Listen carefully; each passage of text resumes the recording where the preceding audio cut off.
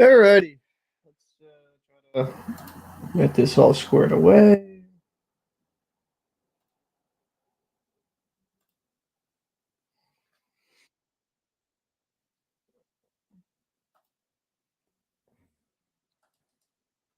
Okay, let's see here.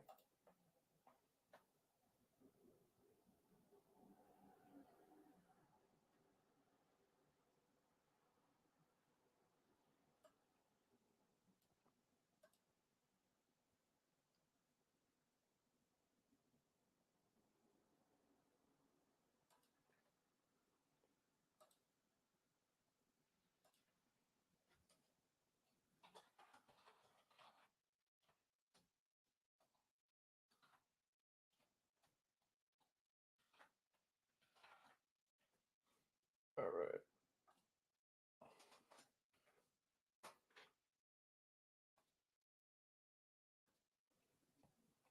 right. Alrighty, trying to get this all squared away. All right, so this is going to be on Ness and TNT. That's good.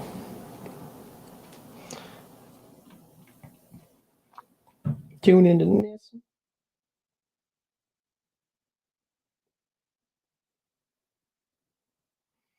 It should be kind of interesting to see how this game goes. Let me just comment. People got them matriculating in now. All right. Let me get in a comfortable chair. A little bit better. Ah, man. Good old hip. Good old hip. All righty. Welcome. Welcome to those few that have shown up already. Appreciate you popping through. Bruins had a good game. Last game, they won 4-2. Taylor Hall showing him on NSN Live Face-Off. He had a pretty good game, showed off his speed. You know, it'd be big for the Bruins if they could get another win here. I don't think Florida's going to lay down and die, though. I'm going to see who is their goaltender in net for Florida. I'm a little bit disheveled because I was not feeling well at all. I slept like crazy after doing those videos. I was not feeling so hot. Let's see. Face Off usually has it. It looks like so they're going with Sergei Bobrovsky. That can go either one or two ways. It can go really well or very poorly. There's no in between for that.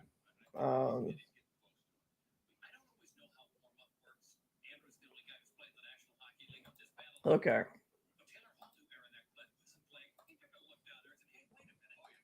Go the Bruins. So the lines for the Bees. Let me actually show it here on screen. Let me switch that real quick. I'll switch it back to the there we go. Hey, what's going on, Edited? What's going on, Headphone? Appreciate you guys popping in for another one. With Bertuzzi around, Krejci's kind of unneeded.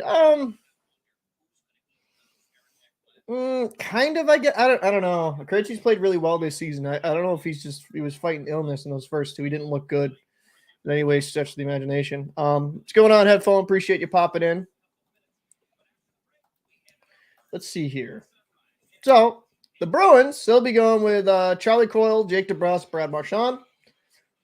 Coyle played really, really well last game. I think his puck possession style and how he played defensively was much needed on that top line. Pavel Zacha, Bertuzzi, and Pastrnak. I do like the chemistry I see with Pasta and Bertuzzi. It's really good. And then with the third line, Trent Frederick, Nick Foligno, and Taylor Hall. Hall played well. He used his speed to kind of get around the ice quite a bit and cause a little bit of havoc. That's exactly what you want out of your third line. And Hall's a mismatch. I know Hall. I actually know, to be fair, I think a lot of the Bruins fan base appreciate what he brings forth. I think on most teams he'd be a top two line center. I mean winger, excuse me. And then you got Nosek, Lauko, and Hathaway. Lauko looked a little nervous in the first game, like expected. Rookie, playoff hockey. Nosek's done well in the dot. Hathaway has looked, admirable in that fourth line role. And they're going to go back with Grizzly McAvoy, Lindholm, Carlo, Forbort, Orlov. I think having Forbort with Orlov works really well because Orlov can be a little bit offensive and Forbort's just a pure stay-at-home defenseman. And for the goaltenders, we got Linus. And that's going to be good for the Bees. Hopefully he's full, healthy, ready to go. Oh, Jesus Christ. I already got 15 viewers. Oh, shit. I wasn't expecting that. They both have carriage chemistry pastrnak, but I wouldn't really say that either of them make the other unneeded. The top 9 is nasty, even though the top schooner's out. Agreed. The thing is, Bertuzzi is basically like younger Krejci and Marchand combined, not on the same level, of course.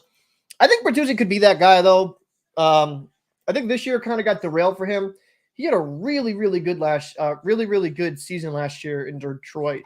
I love Bertuzzi games. I've been a big fan of him for a while. It was actually funny. I was talking with one of the engineer on the tugboat with the other crew who's actually a Detroit Red Wings fan. And I was like, man, I would love one day for the Bruins to get Bertuzzi. And they managed to pull it off this trade deadline, which I was amazed. So, I mean, it's going to be a fun game to watch. Let me go over here back to the game. There we go. StreamYard can be a little bit finicky. Yeah, like Florida, we're going with Bobrovsky. That's going to be very, very interesting, seeing if he can, look decent. He lit up 1 goal, I think, on 9 shots. And Bobrovsky made some nice saves. Nothing against him, but you are going with a goaltender that has been sitting for a very, very long time. Thanks for popping in, Ben Blue. Yep, got to say, go Bees. Hopefully they can pull off this win. That'd be a stranglehold on the series. But I think Florida's going to come with it today. I think they're going to come with a lot of energy and aggressiveness. The Bruins massively outplayed the Panthers in that Game 3. I don't think it's going to be the case in this one. I think we're going to see another level of intensity from the Florida Panthers players. You're going to see a little bit more rust stuff from Gudas, I'm imagining. Ekblad is out for this. I don't know if he's out for the remainder of the season. I know he's out injured. So that's a big loss on the D corps for the Florida Panthers. They got Gudas, Forsling, Montour, Staal, Fitzgerald, and Mahura. Yeah, because Ekblad's day-to-day. He got a concussion, if I correct. And with concussions, you just don't know. Injury.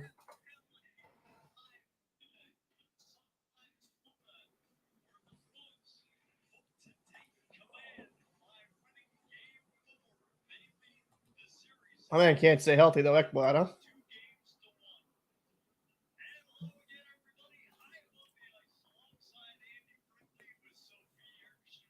That's undisclosed, but the way he kind of went down and stumbled was kind of assumed to be a concussion.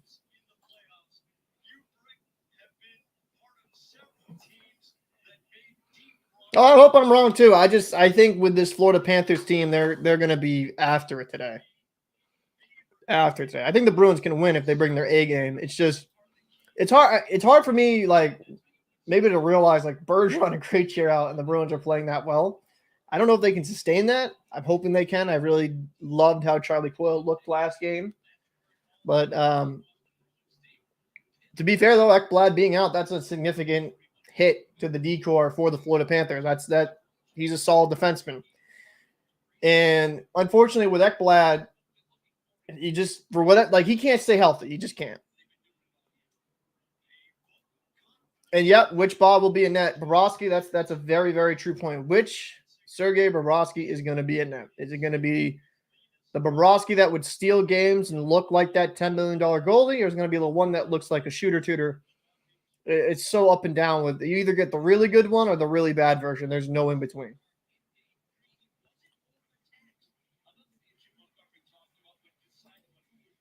I think it will be a closer game. They'll be more desperate. I don't know, but maybe Bertuzzi can steal their sticks. I think Bertuzzi was just helping him get to the bench. That's the optimistic view for me. That was a funny ass moment. I can't say I've never seen that before, but it was completely unexpected. The one thing I did like about the Bruins in the last game is they didn't get I felt like in game 2, they got distracted or thrown off their mental game by the physicality and the cheap stuff that the Panther players were doing at times.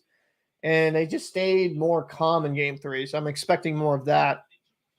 And if they keep the Florida Panthers to the outside and just stifling neutral zone presence like they had in game 3, it's going to be a very, very tight game. I don't think Alex Lyon should have been pulled, though. I thought he played pretty well, considering. But I didn't think he played bad in any way, shape, or form. Maybe a couple of goals he could have had, maybe, like that shot off Hall. I thought that was a well-played shot. Pastrnak coming in alone, I'm not going to blame a goalie on that when Pastrnak is one of the more premier goal scorers the league has. You know, Lyon also made some fantastic saves that kept him in the game.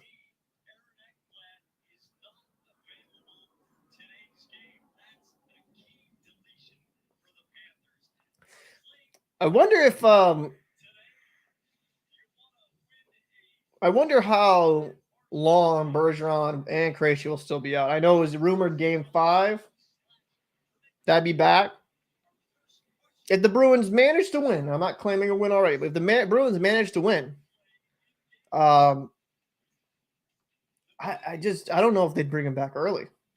Maybe rest him another game. Did you watch the Leafs Tampa Bay game last night? So I wasn't feeling too well. I watched the replay of it. I turned off my phone, didn't look at my phone, and I kind of watched it in full. And it was a really good game. It was really, really good game. What was it, like a minute left when Ryan O'Reilly scored that goal, I just had a feeling, I'm like, all right, well, Tampa Bay might win this in overtime. It was crazy, though. That hit, I made a video on it. Like, after I watched the games, I made a video after the fact. And it was like, the hit that was on point by Morgan Riley, I thought it was a clean hit. I didn't think there was anything wrong with that. He went into the boards awkwardly with shoulder to shoulder. It was just the placement of where he was and the momentum where it took him head first. And Point played the rest of the game. Hopefully he'll be good, and he'll be good for the next game, because sometimes players will gut through some stuff when they're injured. But, you know, I just think that was an unfortunate hit, but that was a hell of a game. I hope the series ends in 5 and Toronto goes to 7 so they can beat you eating it. Yeah, I think that's what most Bruins fans are hoping for. If I'm being very frank, they just want a nice good old beat up. I'm trying to recall. I'm trying to recall here. I think he mentioned something. I don't remember off the top of my head, though. I'll completely be honest. Yeah, probably bruised ribs. Who would you rather face, the Leafs or Tampa? I think both are good teams. Both have their pros and their cons.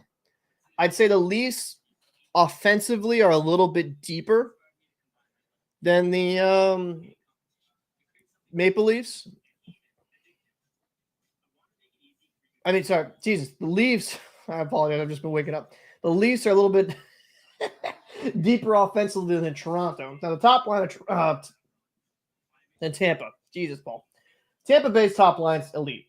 Let's not get that twisted. But I think Toronto's a little bit deeper throughout the lineup.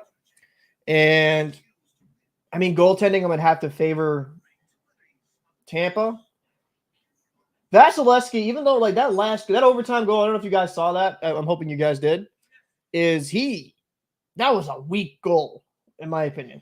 Maybe a little bit of a screen, but like it was over his blocker from almost damn near the point. I was like, ooh, that's kind of weak. But Vasilevsky, when he gets hot, though, he's like an elite goalie. That's hard. I don't know. I probably would go with I think they're both tough teams. I would probably lean a little bit more towards the Leafs, and that's nothing to knock against Samsonov because he played very well.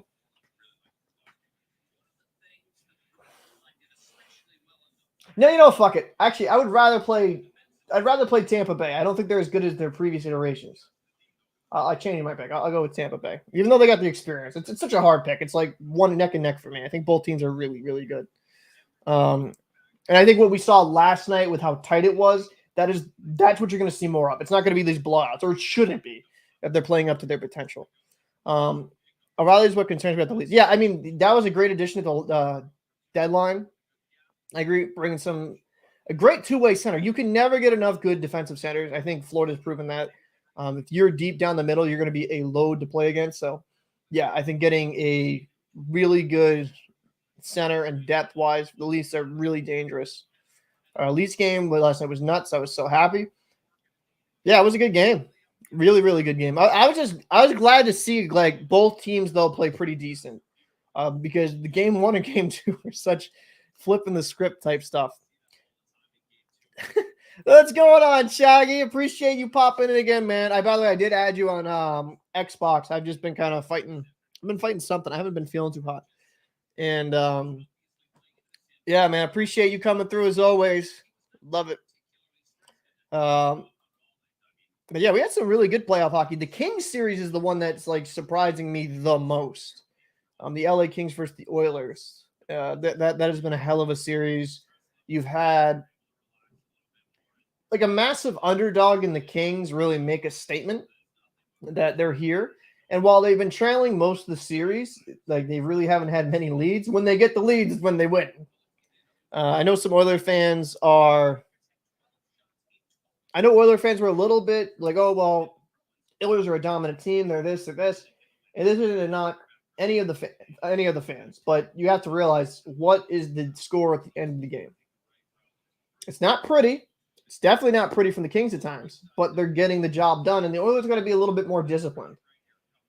Yeah, the refereeing from all different games across the league hasn't been fantastic. I'm not going to sit here and say it has. But you got to be disciplined in those moments. And I feel like the Oilers' temper and their lack of discipline has really cost them these games. Like the first game they lost against the Kings was it Bouchard. He took a really dumb penalty. And then with 17 seconds left in third, the Kings tie it to force overtime, and then they eventually win. Like you need to be more disciplined because these minor acts, like these small little acts that could get a penalty, could cost you the game. Yeah, what up, Shaggy? No worries. Yeah, I know. But if you want to play online or just hit me up, even just chop it up on Xbox Party Chat, always feel free. Always feel free. And Carolina is shit stomping the Island. Oh, that's not good. I thought this series would be. Let me hop over here. I thought this series would be a little bit tighter. I mean, they've been close games overall. Who scored here? I'm gonna have to watch this game in full. Jarvis, Nikus, Aho, Jarvis got 2 goals. Wait, why did that say 5-2 up there? Let's say 5-2 for a second. Yeah, I did. I got 2 goals. Okay, I'm gonna say I was just taking a bit to update. But Horvat scored 1. Okay. I gotta respect though the Hurricanes, even though some of those injuries, they're still pulling through. Some big players are getting big moments. This guy right here, Bo Horvat. That trade's been kind of a bust. I don't know. What are you guys' opinion? Do you think the Bo Horvat trade was a bust for the Islanders? Because I haven't been impressed with him in the Islanders uniform at all. Thought he's been kind of lackluster.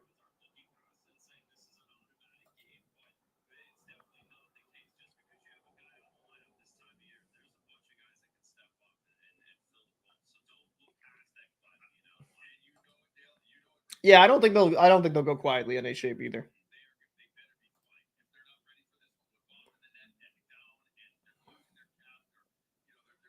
What's going on, Jeremy?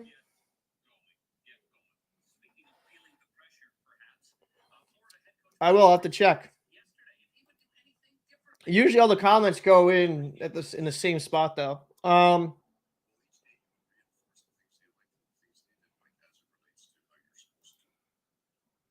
Yeah, the Kraken are doing really good against the Avalanche. That's a pretty damn good series too. It was 6-4. The Avalanche won, but that was a good game.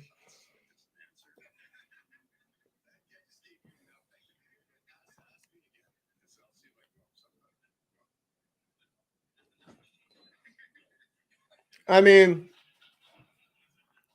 the Islanders are doing better than Vancouver. I just think Bo Horvat has kind of underperformed for the Islanders. He was tearing it up, and to be fair though, he's kind of in line with his career numbers with what he produced up with the Islanders. Like, he's a good player, but a little bit rich on that cap hit. He was having a career year, and he definitely cooled down when he got traded. And I wonder sometimes if that's just his inflated numbers because you're on kind of a mediocre team. No, I didn't get the joke. Explain to me like an old man.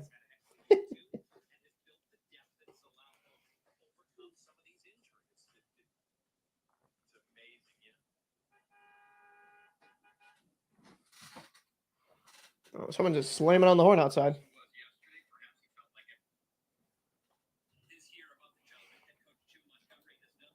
I think Bo Horvat just needs time to acclimate that system. Might be a year or so. I mean, not every trade was just going to be an immediate fit like the Bees or Bees Coil, Bert Orlov. Yeah. I mean, yeah, the Bruins have me. I mean, for all the shit that Don Sweeney has gotten over the years, like especially over that 2015 draft with debrusk, Senshin, and Zaboral. I mean, he's made a really good adjustments and made some key free agent acquisitions, some good trades. I mean, I got to give Don Sweeney some credit. I think he's done a really good job. The only thing I worry about with the Bruins, though, is they really don't have much draft picks going forward. So they're going to have to find a way, whether it be undrafted free agents or, you know what I mean? They're going to find ways to make it work. Oh, shit. Now I get it. Yep. I remember that. Yep. That's funny. I remember that. Yeah, I saw some videos. I think Eck made a video on it. A few other people made a video on that. I mean, but are you really surprised, right? When you get traded and listen, Vancouver fans are extremely passionate, but that was a rough situation to be in for a player. It just was. You just lose. They were constantly insulted in the media. So I think at some point, just the human element of you, you're gonna be like, well, fucking thank God that's over with. But yeah. I think it was a little bit slap in the face to some Canucks fans. I think, be grateful that you were put in that position and people did support you. But I think in some Canadian markets, they can go a little bit over the top. And it actually drives away some of the good players. Now, I'm not going to sit here and say some stuff in Boston doesn't go over the top here, especially in some of the radio shows you'll hear where they cross a line, in my opinion. But personally attacking someone personally or going after them, bothering them at home, it's like, come on, get a life. People have life outside the game. So that's my little rant on that. I think we have to understand these players are human beings too. We can't just be like, oh, you piece of shit. It's like there's a little bit of a human element to it. I try to not get too much into that on this channel. I just like to talk about the game and the player's performance itself. I try not to attack the individual, and I feel like at times fans can cross that line. Not all of them, obviously. There was tons of great fans in every market, but there's always going to be those few that are like a little bit over the top. A little bit over the top. I wonder how much tickets were down here in Florida. Don't mind me. I'm actually kind of curious. Hopefully this is a better anthem than last game. Color Guard presents our nation's colors.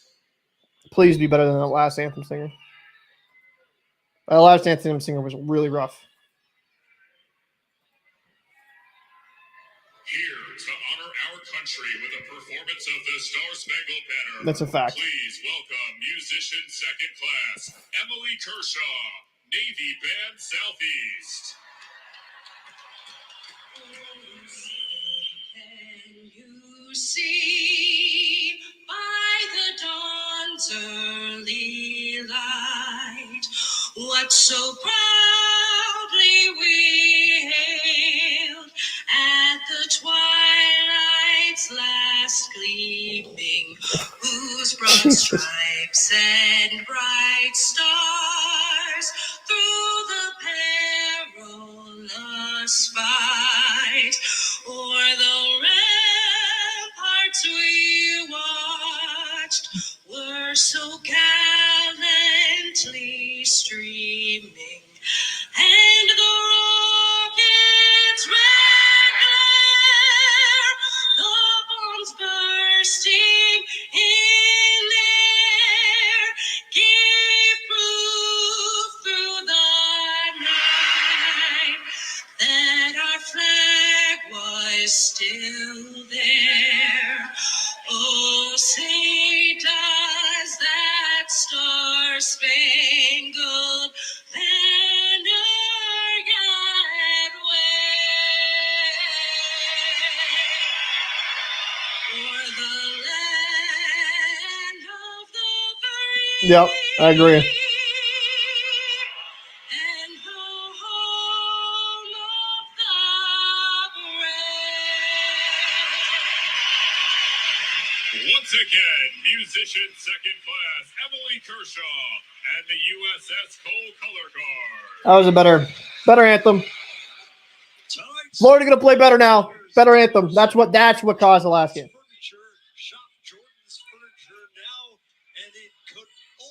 These are the most packed I've seen the Panthers all season. Linus, ullmark, first 3 games of this series, 2.69 goals against and a .913 save percentage.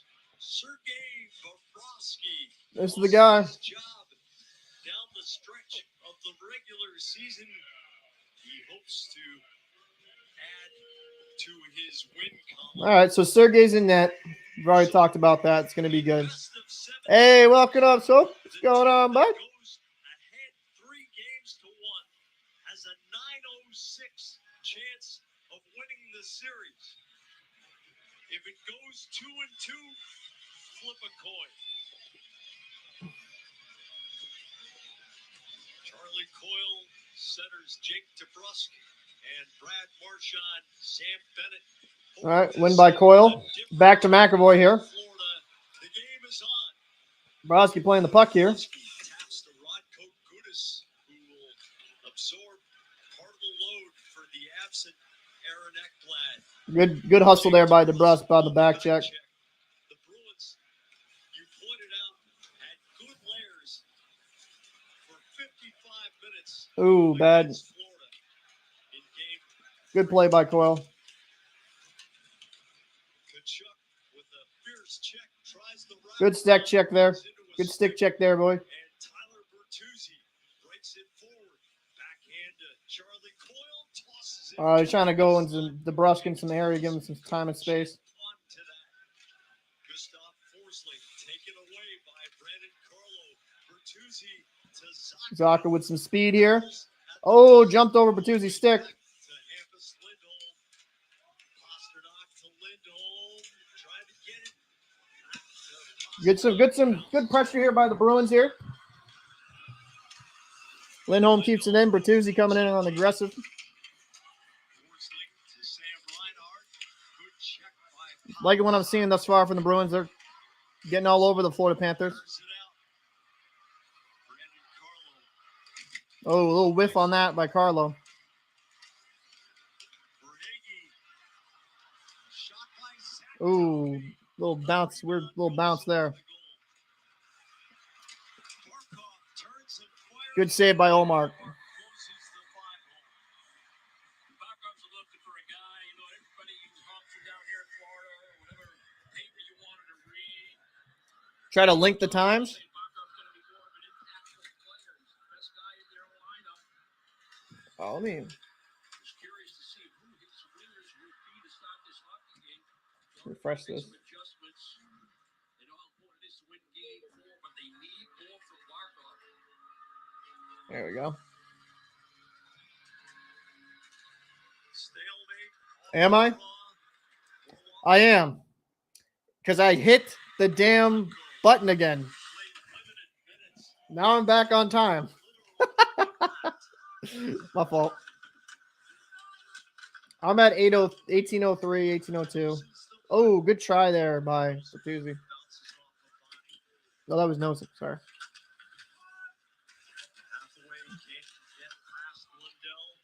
Just gotta like make sure I'm very careful how I Gathers the puck and sends it around. Forward tries to poke it to Orloff. Loose puck behind the Boston goal. Colin White. Marc Staal, a glove save. Marc Staal, a glove save by ullmark, and an extra swipe back to the. Appreciate it, Jeremy. Thank you for coming by.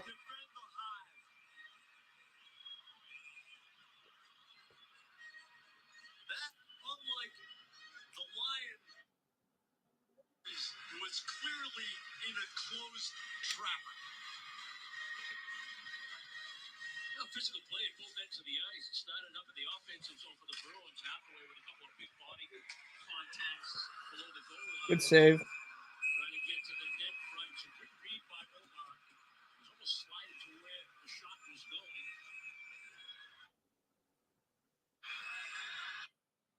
You can see the. Oh, sometimes it's on time, sometimes it's not. So I apologize, a little bit delayed. I think it was Casey Fitzgerald. Casey Fitzgerald, my bad. That's what I meant to say. Scotty Bowman joke. I meant Eiserman. Good physical play here. Sam Bennett turns into Lindholm's check. Falling. Lindholm gets it to McAvoy. Debrusk to Lindholm. Good back check by Charlie Coyle. That's a really good back check by Coyle. Debrusk around the boards. Go dancing. Spins it middle. McAvoy's shot. Damn, he blocked that shot. That's where you want the Bees to shoot right there. Back check, read the turnover, get the play going the opposite direction. A wrap around is hard with a purpose. There's your back check by Coy and move the puck quickly. Two short little passes, possession. Hard wrap by debrusk. And then marchand tries to pick that. That was a great play, though, by Marchand on that replay. Just walk it and spin that away. They got to test Bobrovsky early, though. Reno will go against Eric Staal.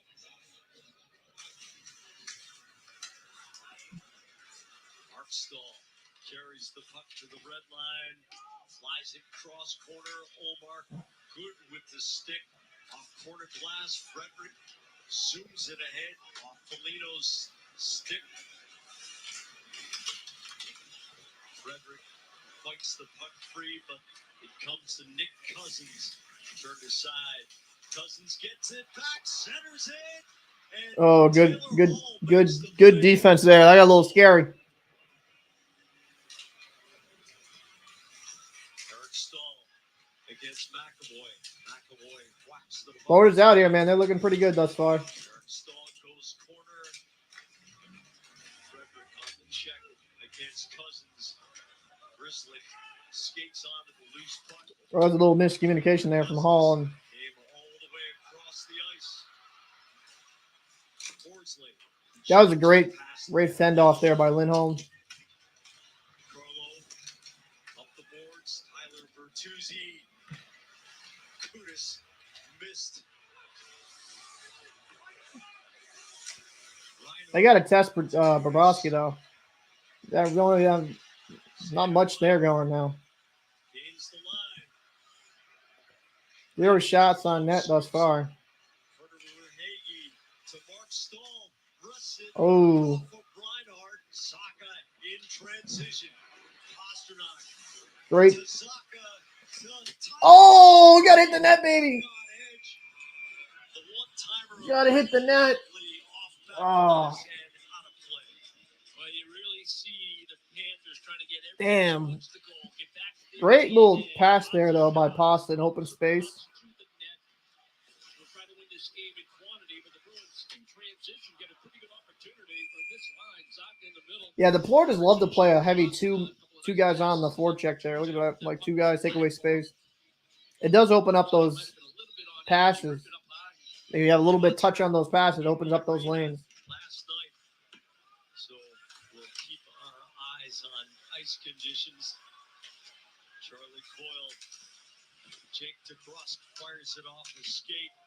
Lundell to Dalby. Marc Staal. Good back check by Jake debrusk. Sticks are going good sticks in lanes for the Bruins. Whacks it past Lundell. Marchand to debrusk. Takes a whack from Dalby. That's a little offside. Play is ruled offside. Zach Dalby in his 12th season. Journeyman, originally a Carolina draft choice, went through Bruins had some shots. They just either get a little Minnesota, redirected, so don't hit the goalie, signed a or two-way contract miss the with net. Florida, and is being called upon. Panthers team, just because of their length and size, is just really good defensively. Another example of, be ready, stay ready. You never know when your number's going to get called with all the attrition, whether from a long regular season or playoff hockey. Josh Mahura Good back check there. 3-on-2, and Milsic interrupts the pass to Tkachuk.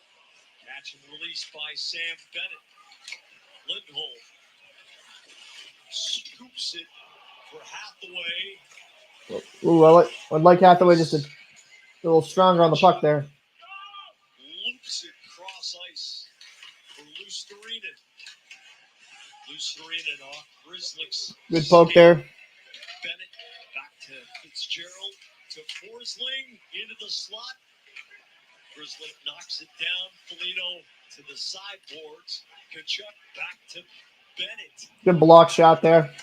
I know. Blocked by Hall. I knew it was an economically friendly arena. I didn't know about Winds up, it was made out of rainwater. turns it around.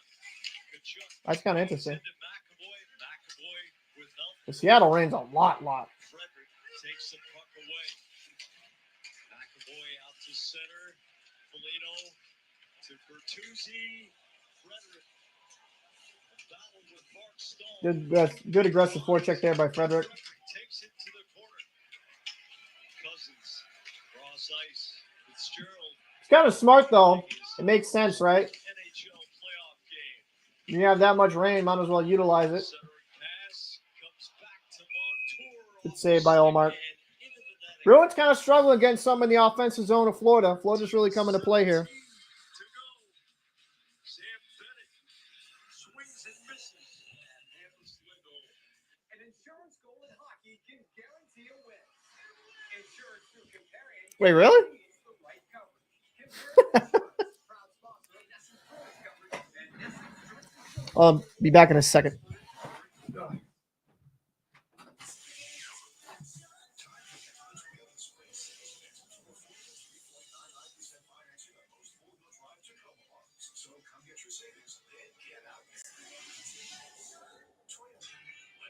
The Kebab Shop is a fast casual Mediterranean brand.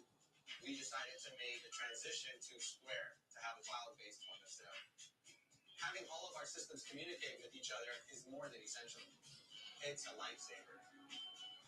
Now, when you have 27 restaurants in all these different cities, this dream can slowly start becoming a reality.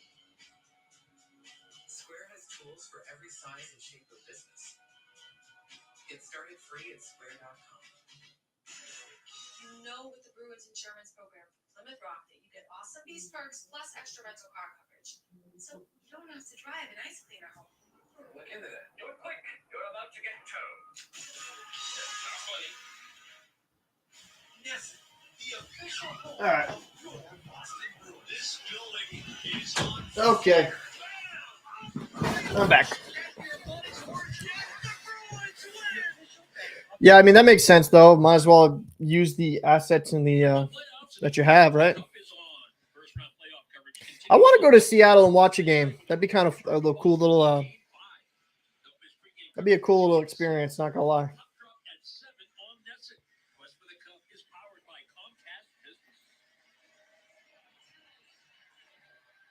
shots in the first. Thanks for popping in, LMC. Change Appreciate it. Let's go Bruins. for Florida. First goal been important. All right, so Two teams this season good win by Nosek. that has scored first has won 6 of the 7 meetings. Ryan Brutus, bucked by Nick Foligno, not affectionately.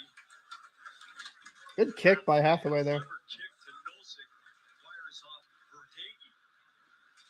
Brother Verhaeghe tries to get it deep. Verhaeghe closes, slips it, and Ullmark makes a diving What? save. What a save! Sam Reinhart tied. Oh, I thought you were joking, Shaggy. I didn't know that was illegal to don't have. Quality chance for the Florida Panthers, almost on a broken. I didn't. I thought you were kind of trolling. I didn't know that. Blue line after a nice play by Hathaway, the offensive zone to get the puck to Nosek. He tried to go What a save, though. back to the left point. That pass was disrupted. And then in transition, the Bruins are in pretty good shape. Only problem is they had 2 players on one, and then they get beat back to the front. Verhaeghe tries to set up Reinhart. What a diving athletic save. I gotta see this save again by Ullmark. Holy shit! Just to read the Third angle. He has to respect the potential shot from Verhaeghe. And then he's getting his body across whatever it takes to keep the puck out. Amazing save. Florida's all over the Bruins right now. The noggin. Brother Verhaeghe, 42 goals during the regular season at Sam Reinhart. Quality competitor. Yeah, I look like a dolphin out there. Offensive Yeah, catalyst. that's funny. Coyle wins the draw. Bruins got to get something going here. They're really struggling to get something. Pulled off the dasher. Marchand almost got it. Even if it's just some low rebound shots, you can't let Bobrovsky get. You can't let him go untested. First game in a while for him. I know he played in like a little bit of spot duty, game 3, but Gets the drifting puck, accelerates around the goal, passes to Coyle. Tkachuk picks the puck up. McAvoy. Tkachuk. oh, that was a weird bounce there. Ullmark's glove. Tkachuk scoots into the Boston zone. Good defense there. By McAvoy. Montour went to the short side and Ullmark didn't buy the fake. Marchand. That was a good hit on Marchand there. Gets a I was surprised Glizek didn't try to close a little bit more of the gap there. He just kind of a sizzler. left a one-on-one for Ullmark, but 1-on-0 for Ullmark, I should say. Was forehand there, Jack, when he was cutting in on the nice feed from Tkachuk. Montour to Lomberg. He gets a blade on the puck. Carlo. Lomberg. Bruins are scrambling here a bit. Check by Saka. Caves him in. Bertuzzi. Oh, flies the trying to go for that home run play. with Pastrnak. Fitzgerald. Forsling. Lobs it up the Yep. boards. Forward, reverses. Sam Bennett right on it. Trent Frederick. Using some speed. He's got Toledo middle. One hands it. Fine with him taking it to the net. Shot. Get something on Bobrovsky there. That's what you need to do. And there's a pile up in the crease. I think the Bruins get up on a power play as a result of this.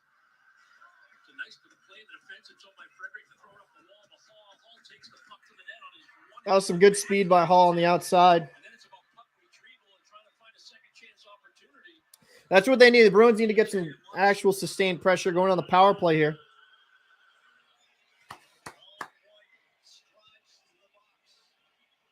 Now it's a cross check from behind. I really like Hall being aggressive here, just getting it on net. They haven't really tested Bobrovsky. Here's the shot by Frederick. Hall looking for the puck. And then that little extra cross check by Paul White is going to send into the box. Well, the refs are setting the tone. No crazy stuff. Colin White for cross-checking on that angle. Yep. You get the sense that they're going to need a It's gonna okay, so that's gonna be the precedent then. So hopefully they stick with it most of the game. Power play is presented by Credit City Electric Supply, now celebrating 100 years of service to our customers throughout. All right, Zaka gets thrown out.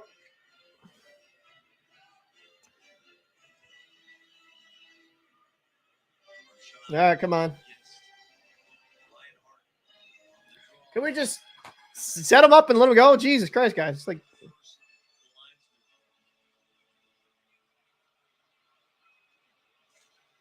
all right, thank God. It only took a year to get the face-off off. God, that drives me crazy. I get it. They're trying to set him up properly, but at one point it's just like drop the damn puck.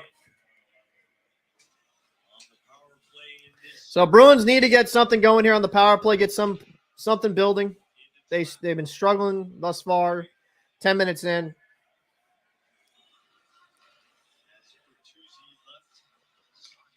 Pasta coming in with some speed here. Is that in?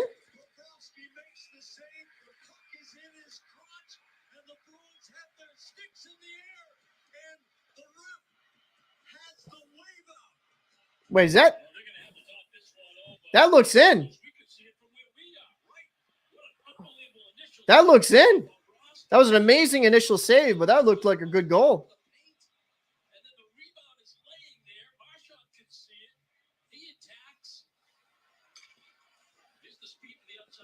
See, that's what I like right there. That's in. That's true. Game 3, you heard a whistle and they counted it.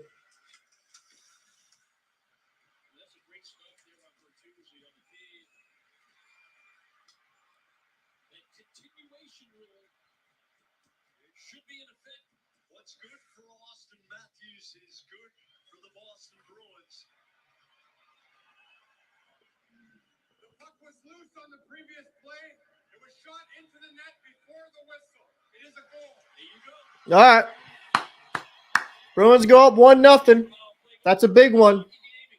Bruins needed to build something because Florida was dictating the play. Florida was all over the bees.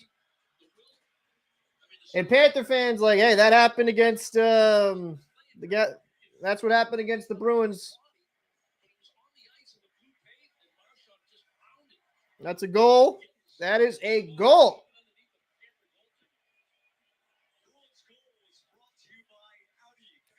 I mean, it's loose right there. And it's not even a Bruins player that's on top of him. It's his own defenseman, Gudis. So it's not goalie interference. That was a great drive. That was a fantastic initial stop, though.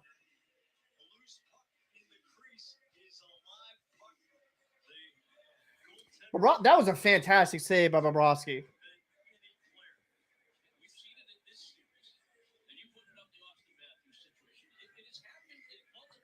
Wow. That was a good goal. Now, hopefully on the 5-on-5, we can start seeing a little bit of more Bruins hockey here. That's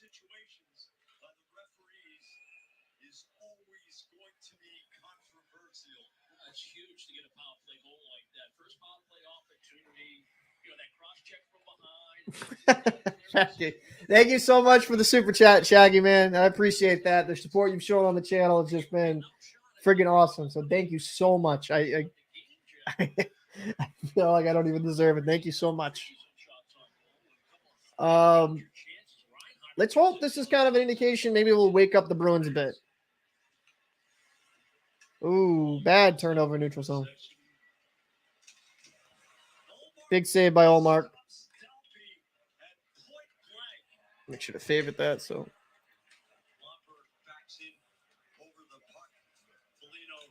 All right.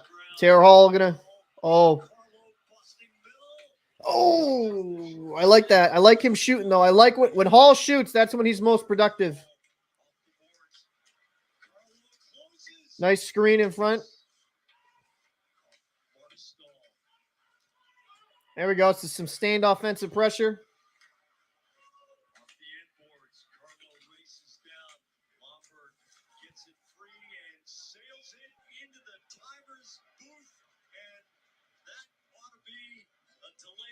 Delay a game. Bruins going on the power play here. Yeah, I do believe the guys, like Tampa was getting a little chippy, and obviously Toronto in response.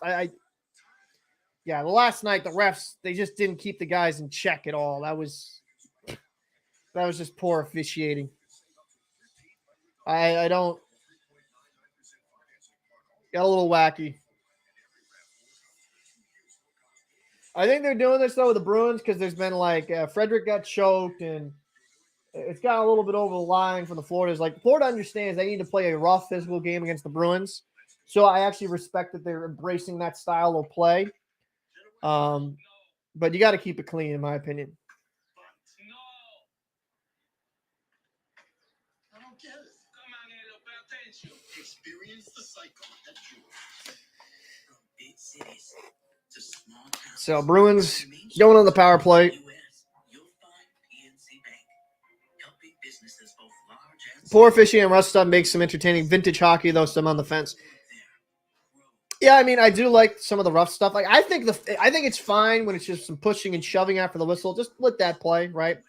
If they want to have a fucking throwdown, let them have a throwdown. But I think when like players are like choking out other players and punching them on the fucking ice, like that's when it kind of crosses a little bit of a line.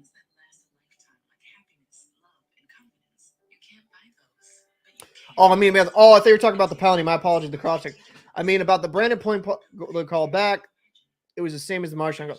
Well, I know the refs in this series for the Bruins versus Florida, the precedent's been set because it was a continuation in the last game that they counted a goal very similar. That's what I kind of don't like sometimes with sometimes refs interpret rules in different ways. Yeah. So basically, anything Sidney Crosby's done under frustration. Crosby's a hell of a player, but yeah, he has a little bit of a temper on him. I would concede that. All right, Bruins. It'd be big for the Bees to kind of keep the momentum going. Oh, loose. Some juicy rebounds by Bobrovsky there. Oh. Good clear by Florida. Bruins are playing a little aggressive here on the power play, taking shots. That's what. Oh.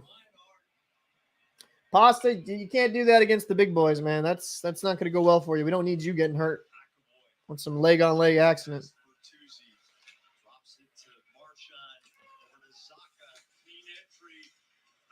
Oh, no.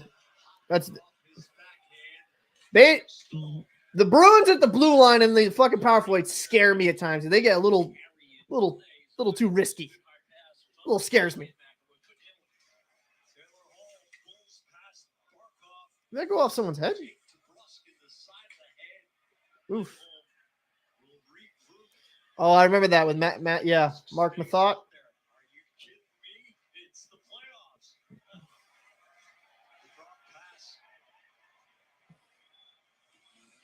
Bruins are a little bit out of sequence here. That was interesting. A drop to nobody. They're looking flat. Good board check by Hall here. All right, let's get some puck possession going here.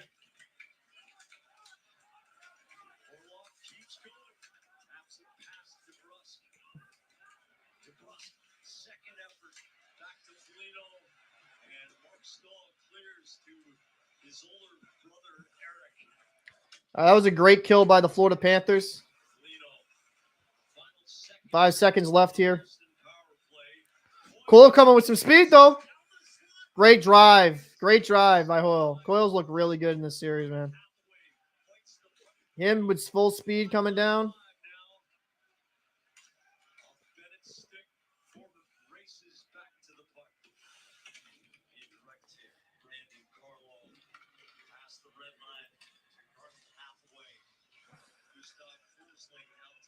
A little bit offside.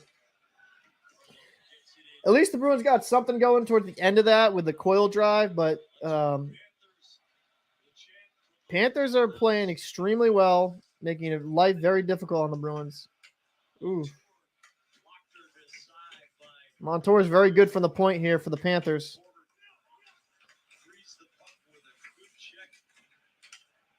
Lauko.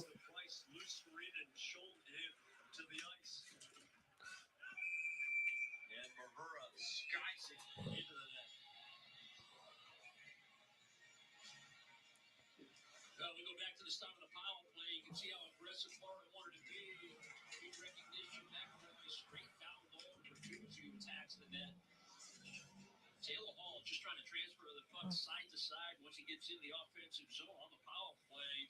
Only problem was his pass hit the debrusk inside. That was a great drive by Coyle there. Charlie Coyle the other night, no answer there on a rink length rush. You know, he came back at a running turn, took a pass in stride, carried it the length of the ice, trying to throw it back in the 5-hole.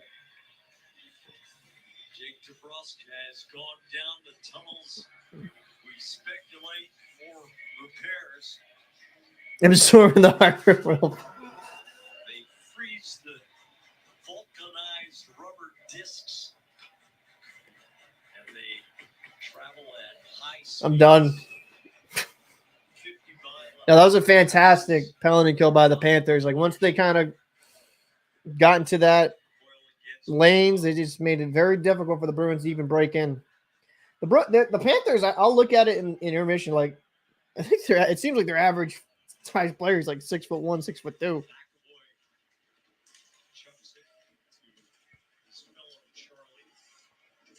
Good. Look at Coyle, just big boy hockey there.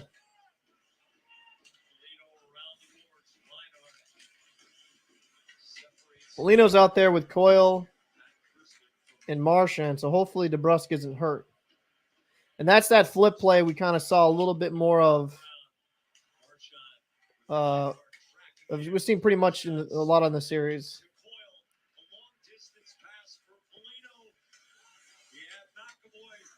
Oh, I like that little shot. You saw a guy driving to the net. Who knows?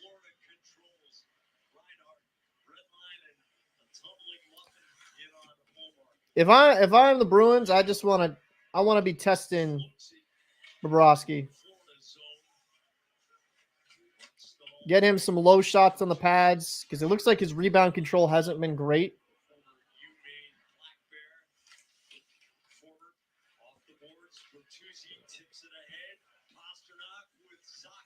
Oh, Orlov coming.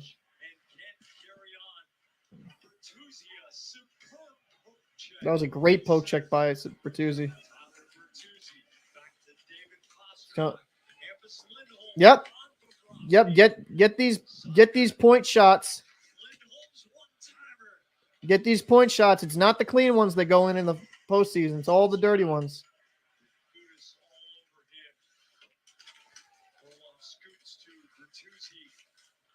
Zaka, good puck possession. You've been strong. Good cut. Getting some good offensive time here for the Bruins.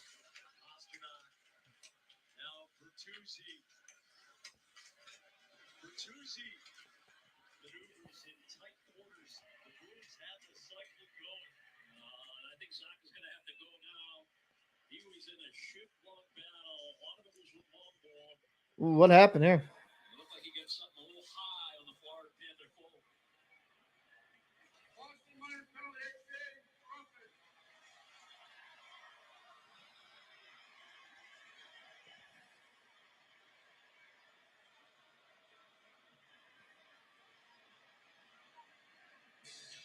Ryan Lomberg is many things, but not a faker.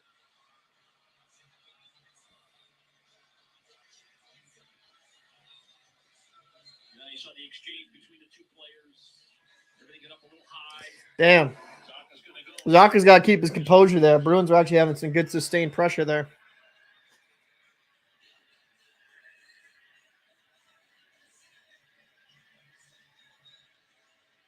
Yeah, that line had a really good shift from Boston to Zaka line. And then pastrnak made a nice little pass in a tight area to Bertuzzi.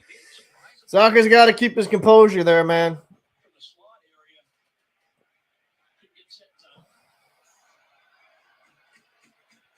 They're repeatedly showing the penalty on the center ice video screen. Seems like there's more Bruins fans in Florida.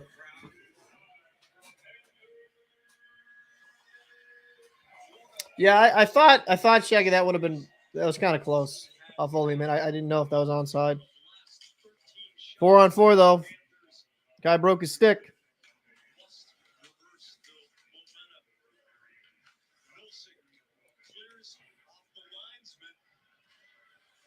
takes the hit from Bennett. Yeah, Bennett had broken his stick. That was a very good clear. Go get a new one and allow the Bruins to realize 4-on-4, get to a loose puck. Using sticks and length here.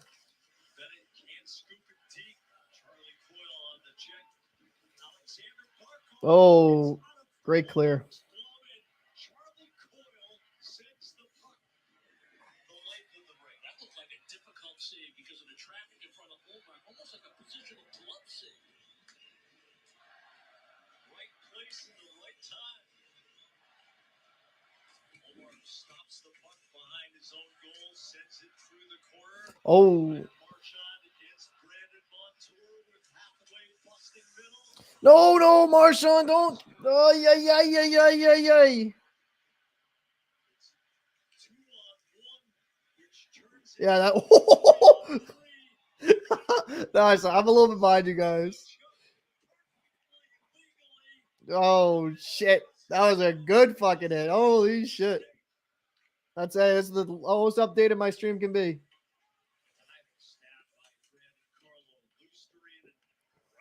So I'm not trying to look at chat immediately. I'll wait till whistles.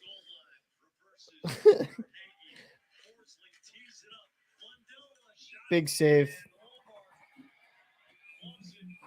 Come on, boys.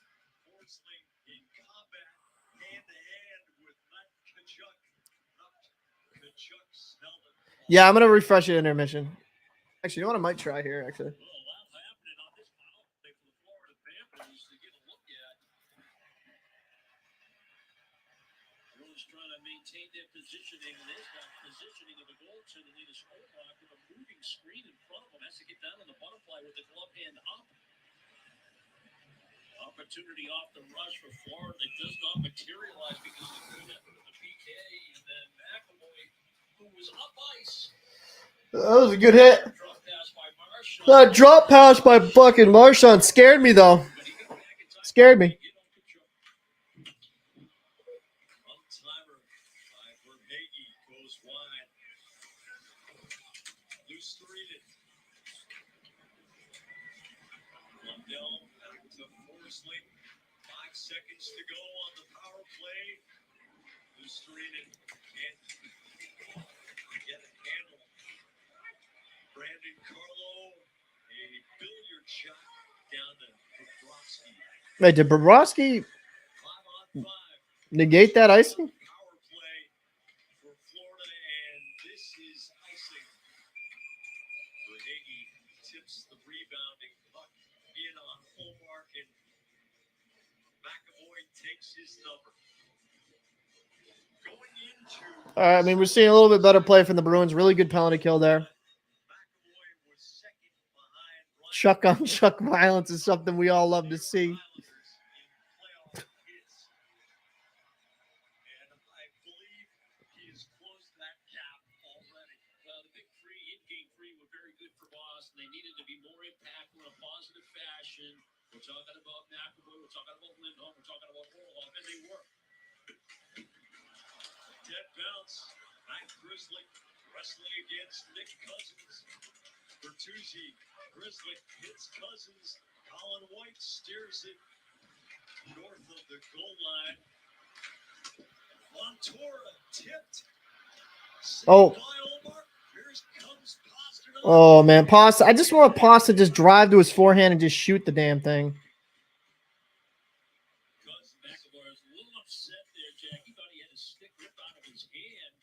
Trying to defend without one. That led to the shot from the point. Mahura's shot bounces off a body just wide. Nope. Misplay there by Orlov. Anything and everything to the net by Florida. Alexander Barkov right in the crease. Stick to side, and Pastrnak feathers it out. Boston changes. Barkov. Funky bounce through both corners. Taylor Hall in the final minute of the first period. Barkov checked by Polino. Orlov around behind ullmark's goal to Lindholm. Taylor Hall That was kinda- on his own. Lindholm can't remove his stick. That- Verhage, Bruins fans in the crowd voiced their disapproval of the non ball. 30 seconds to go in the period, and Frederick from the blue line. I'm fine. Getting caved in. Manages a shot on goal. Gudis through Marchand's stick. Tkachuk fires. Good block by Carlo. A brave block. Lusterinen to the circle. Marchand scoops it off the boards. Foligno chops it down to Coyle. 3 seconds to go. And still Florida has not scored in the first period of this series. Lots going on after every whistle. That might be a pen. He's pointing at somebody.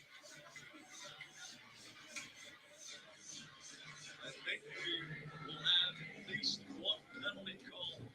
Yeah, you'd think you'd get matching penalties here after this little scrum Hmm. at the end of the period. I was hoping he wasn't pointing at Hathaway. Hathaway came in, he didn't do much, but he did something, and then that got a response as well. And take a look, Hathaway's down here. This is never a good sign. I don't know if it's just body weight that was on top of him. I don't think so. Oh, boy. Oh no. For him to be down.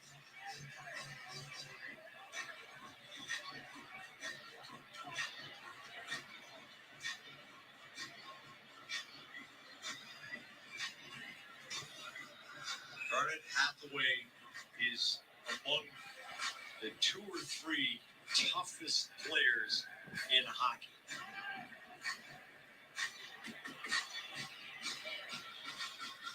You know, it's hard to see exactly what happened to Hathaway because of all the bodies that were surrounding That should be a pen. Hathaway in that little skirmish. And then you focus on the ref, and he's pointing once and twice. We go back. There's the hit by Coyle. And then Hathaway comes in, little bear hug. Well, it looked like Tkachuk came in. They give him a little cross check to the ribs there. Is that what I saw? Yeah. No protection in that area. Sure looks like it. Let's see if we get this thing sorted out by the officials before we go to break. Oh. Well, Dan O'Rourke. I wonder what the I'm assuming that's going to be on Tkachuk, right?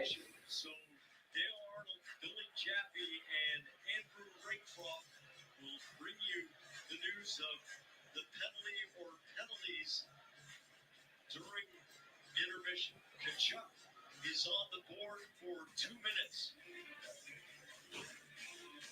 Oh, so Bruins going on the power play. Hopefully they'll make him pay for that.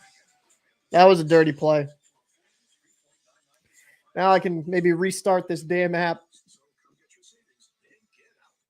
Let me restart this thing. Go from there. I mean, Tkachuk's a good player, but you know, there's no absolutely no need for that. No need. Camera, so my head's not sitting so far down in it. Yeah, there was no need for that. None whatsoever. So, shots on goal: 15 for the Panther, 12 for the Bruins, 18 hits by the Panthers, 14 by the Bruins. Most importantly, though, on the power play, it's 0 for 1 for the Panthers and 1 for 2 for the Boston Bruins. Let's see. Let's go watch a little. Hopefully this doesn't get me a channel strike here. But don't want this. Panthers, though, also were good on the kill late in the year. But no goal. Clear equipment. They dig. The second one. But a step for Try not to get a copyright strike. Little loose puck here. I'm manually doing what I have to do in Adobe Premiere usually. And hooks it in. Let me kind of go here. Okay, so here will be kind of a good angle. It's loose. Good stop. Pausing for copyright. He doesn't know it's right down between his legs there. And that's where Marchand comes in and it's in. That was a good goal. Have to like that. And no, it does look like there was a penalty. It looks like a penalty was called on Tkachuk. Apparently, that's what they said in 2 minutes against Tkachuk. So that don't quote me. But let me pop my Nesson stream back up. But let's see here. It's weird because I wasn't so far behind. Yeah, there's at least 2 minutes there. But yeah, I mean, things look good. Towards the later part of that period, the first 10 minutes, the Bruins just didn't look so hot, but they kind of got their footing a little bit into it. And yep, 2 minutes for Tkachuk. So, yep, cross-checking against Garrett Hathaway. That's good. So he's going to be, Bruins going to be starting on a power play. That was a lack of composure from Tkachuk. There was no need. Play was already over. Period was over. No need to do that. Player that has really impressed me in this game would have to be the big boy, Charlie Coyle. He's really filled into that top line slot and done really well. I like his puck possession. I really like him defensively. He's really done a good job.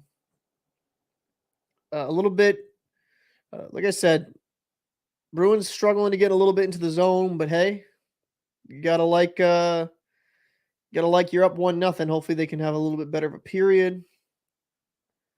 Let's see, underwhelming performances for me thus far. Well, obviously they're hiding Fitzgerald, right? Or Mahara too. 258. Not too much time on ice. Well, it's pretty early in the game though, to be fair. So he's on pace for about 9-10 minutes. Let's see, Sergei Bobrovsky, he made some nice saves. Even on that initial goal, that first goal by the Bruins there, Bobrovsky just made a fantastic cross-crease save, and then there's the rebound went in. So not too much rust for him. Ullmark has made also some fantastic saves. I wish on the app they would show a little bit more of the saves. I'd like to share that, but or on the website, I should say. But yep, things are looking good thus far. So I'll ask the audience. Let's have a round table discussion. What was a couple of your takeaways there for me? It's Charlie Coyle's play, and then I would say the lack of ability of a solid break-in for the Bruins into the Panthers' defensive zone have definitely hindered them offensively, at least for the first half of that period. But Charlie Coyle stuck out to me. He was very aggressive all over the place, using his strength and size. Definitely a difference maker out there, I'd have to say. So I like that a lot. Now let's look around the league here. Let's go to scores. Panthers. Hurricanes won 5-2.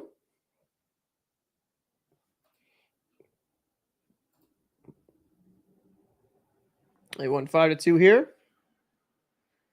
Not a complete surprise. Hurricanes have been pretty good all series, but I'm surprised at the score. I'm not surprised that the Hurricanes won. I'm surprised at the score because all the games have been really close. And the Islanders now have their backs up against it. Now they go back down to Carolina, and they're going to have to win game down there. That's a tall task. It's very hard to play in Carolina. They have a very passionate fan base, and that team, just the system that they play, can be a load to play against, for sure. So I kind of like what I'm seeing in that series. Not in the aspect because I picked the Islanders to actually upset. I wanted to go with an upset for at least one of my picks. I went with the Islanders. They have the best chance, and oof, broken hopes and dreams. So unless the Islanders can force 7, I don't see that happening. I don't see anything crazy around the league here. Anything crazy? Oh. Let's talk about that game, actually. Let's talk about the Kings. Let's talk about that Kings game. Oh, this was a good game. Double overtime. Golden Knights versus the Jets. Will be releasing a video about this game tonight. I just kind of haven't been feeling so hot. But let's go to that's the sorry, because they play again tonight. Days kind of blend together for your boy. So for the LA Kings, I'm really surprised with how well they have done. Connor McDavid got a couple goals, first couple goals of the series in that game, game 3. And I think McDavid doesn't always show up on the score sheet in the I think he had a couple assists. Correct me if I'm wrong. Actually, correct me if I'm wrong. Let me just go see. Yeah, he has 1 assist. So he doesn't always show up in the score sheet, but his speed and agility. He always has at least a few of those dynamic plays. It just hasn't really worked out for him thus far. It's going to be interesting to see if the Kings can have this upset. And if the Kings have this upset, let's say the LA Kings beat the Oilers. What do the Oilers do from that point? I mean, they added Ekholm. They've added some defensive pieces. What are you going to do? Let's see. Hurricanes. Oh. Let's see. Okay, now here we go. Let me talk with you guys. Bertuzzi hasn't gotten on yet in this game, but he's relentless and clear, has more energy than the rest of the team, having not played all 82 games in the regular season. I would agree with that. I think he's looked really good. Hurricane/Whalers fan here, shedding tear in my beer. Hey, quick question. Are you from Connecticut? I mean, don't tell me exact city, don't dox yourself, but were you actually there? Like, were you a fan of the original Hartford Whalers? I'm actually kind of curious. I've gone to some Hartford Wolfpack games. Those are pretty good. But I'm at the game. Oh, you're at the game.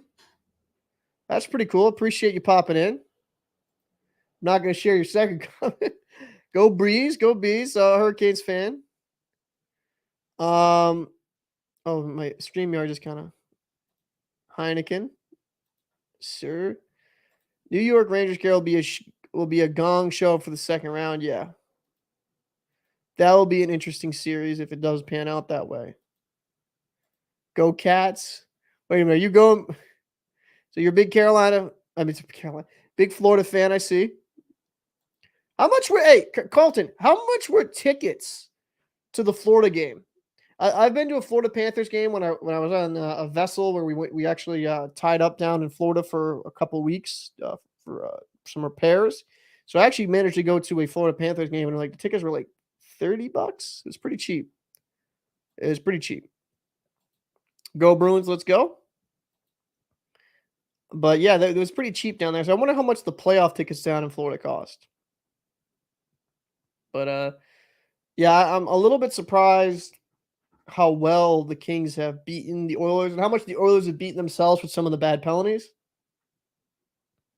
If they clean up that aspect of their game, I think they'll be fine, but they've just kind of shown too much. They've just been too undisciplined when it comes to very late in games. I've not been impressed by that. Let's see. Oh, the Stars and Wild, that's going to be a good game. When's that on 6:30? Okay. And we got the Oilers Kings at 9. I'm going to probably be taking a break after this game. I might pop in back on for the Oilers and Kings game. Drysaddle 6 points. Drysaddle's living up to the role, man. He's playing well. Kopitar doing well with 5. Kempe leading the way with goals. Oh, you know what? This is one I actually want to talk about here real quick. So the Devils Rangers. Kind of another pretty interesting series here. Right? Akira Schmid gets the start. Rookie goaltender, makes 35 saves. Does his thing. Will Schmid be the reason why the Devils can come back in this series? I don't think Vanacek was the only person to blame. I don't think he was awful. I just think they didn't play defense in front of him.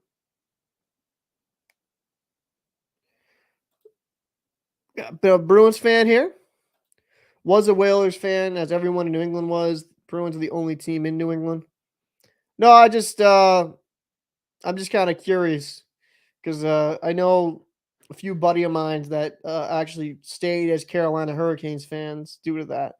But, I mean, Hartford, they had a pretty solid fan base. Pretty solid fan base. I don't think there'll ever be another team, though, in Hartford, an NHL team. I'm not sure. I don't know if that'd be feasible or be allowed to happen, I should say. But Schmid, yeah, he played really well. Not overly tested, and sometimes the Rangers did miss a couple wide open opportunities. But he looked good. He looked confident. But I'm not going to sit here and blame that Vanacek was the main reason they lost. They Devils looked very lifeless in the first 2 games. They just didn't look like themselves, and because I thought that series would be an interesting one, going 6 to. I said Rangers in 7 And maybe it's some of the youth that was at play in the first 2 games. But if the Devils can play a little bit more disciplined in their own end, be harder to play against like they were in that last game, there's good shot that we can make this a little bit more of a series. I mean, I hope the hockey fan in me wants us to go at least 6 or 7. You know, these series are more entertaining when they go. Well, it's not my team, of course. But they're a little bit, all jokes aside, they're a little bit more interesting when they go at least to 6.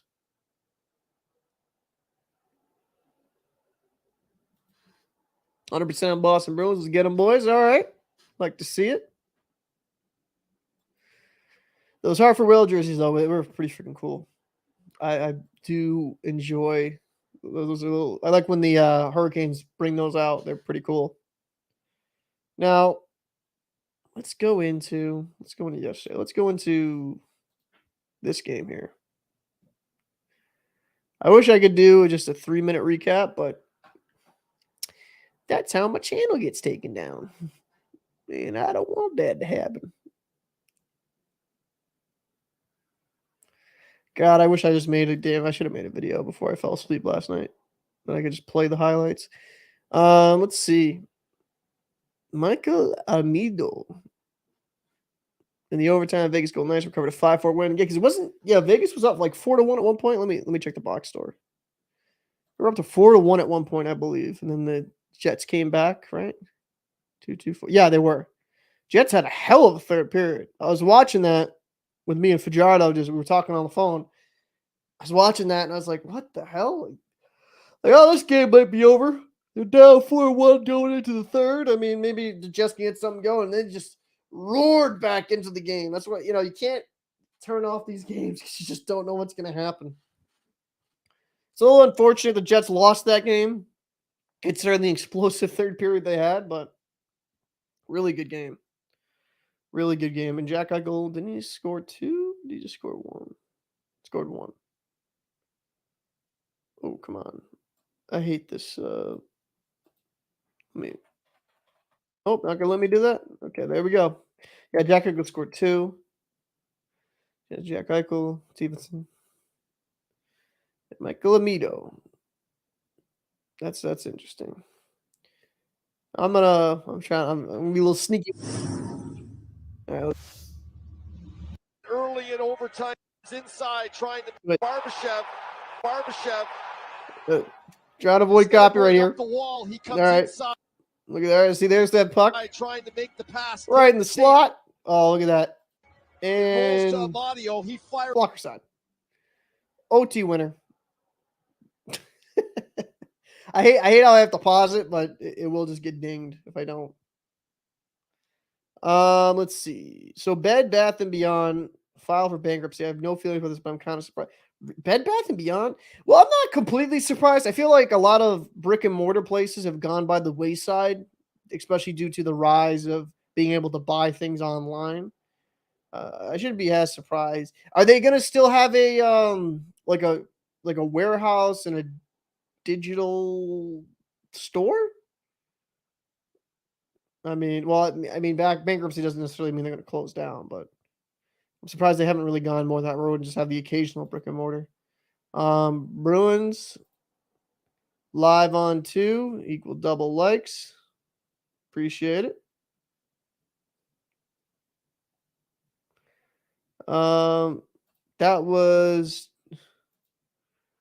cheap on athlete. Yeah, that was definitely a cheap shot.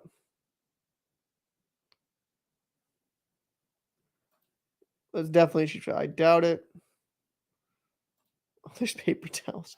Yeah, that's kind of funny. I didn't know. Would people be pissed if I go look it up real quick? Ben, hold on. Path and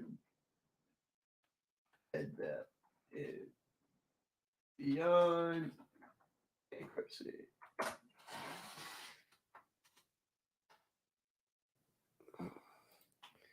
All right. Yeah. Whatever. Oh my God. They want me to turn off my ad blocker. That's not going to happen. I am a man of These websites get a little over the top with the goddamn ads.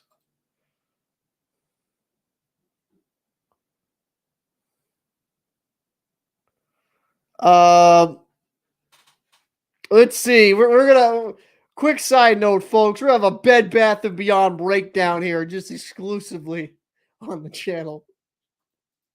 Oh Jesus! Please don't turn off the channel. Watch live, please. Okay. Let's plug this in. Oh, Bruins are back. Oh, yep. Sorry, boys. We're going back to the game. We can talk about Bed Bath & Beyond another time. Okay. Bertuzzi breaking in here. Bruins need to get some sustained pressure. There we go.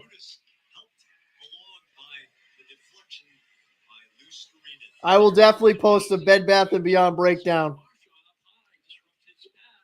That's good.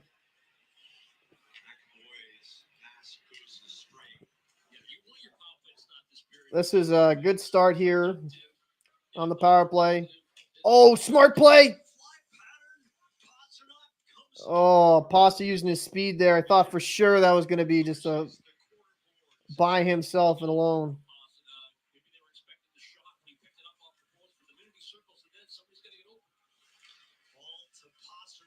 Pasta dancing at the line.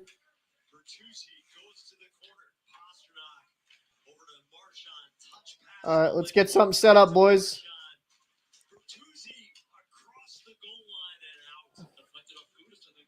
There we go.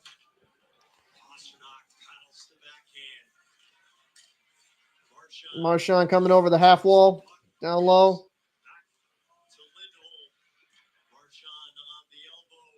Oh, the Bruins are so bad at losing the puck there, man. I just sometimes Marchand and Pasta are fantastic players. They can be just a little too lackadaisical.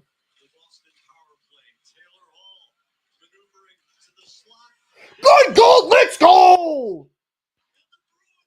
Fantastic cut by Hall. We got this. Good stuff.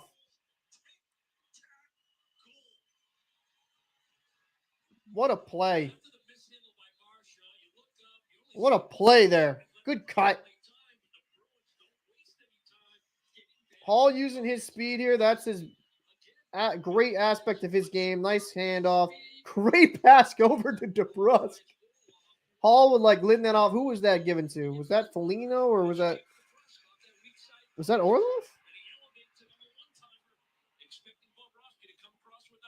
Yeah, it was Orlov. Orlov to debrusk. That was fantastic.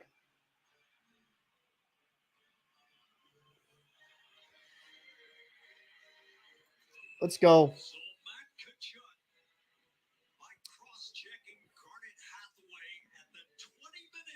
Bruins needed that. They needed to kind of set a tone here.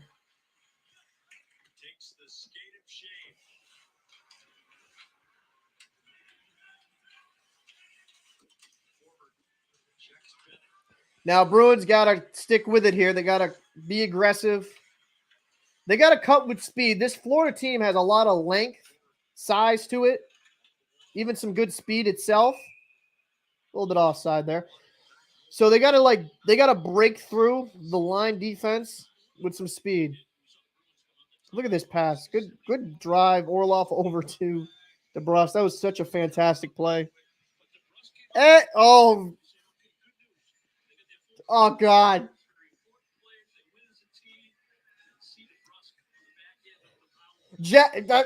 Today's just you. Oh my God! I'm gonna have to show it because you. Thank you for the $10, my friend. I'm a little toxic. I don't want to get political on this channel. Shaggy, thank you so much for the $5, man. I greatly appreciate it. Oh my God. You're a silly bastard, Tenacious.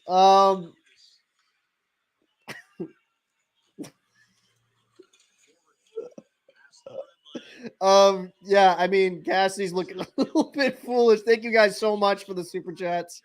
You guys are great. Hathaway checks him, and touches someone on the Florida bench. Man, Florida's really rattled.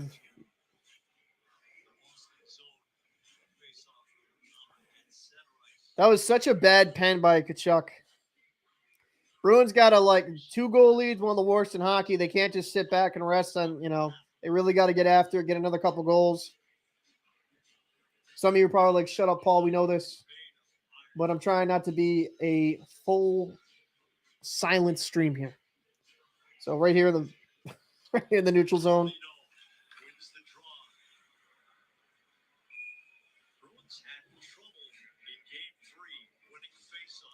I saw a dumb post on.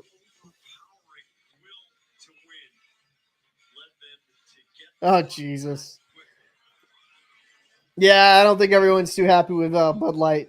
You want my opinion on that? Go check out my podcast channel. It's over there. I just try to keep it to the hockey stuff here, boys. So if I don't show your comments, not that I don't see it, because I am trying to watch all the comments, I just want to keep it hockey. Let's see here. Oh,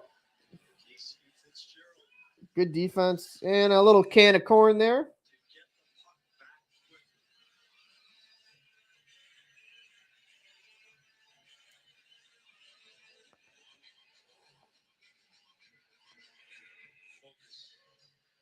Foligno wins that draw. I noticed the Bruins are starting to utilize that high flip against the Panthers quite a bit. Panthers are very... Wait a minute. Why did it just recycle back 10 seconds on me? What? The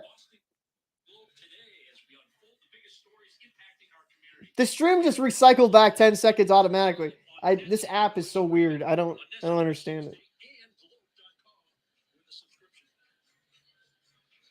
All right. I'm going to do something I really don't want to do. I'm going to reset the app again. Just open it up again. I don't know why I just did that. That's so dumb. I didn't even touch anything. Watch live, please.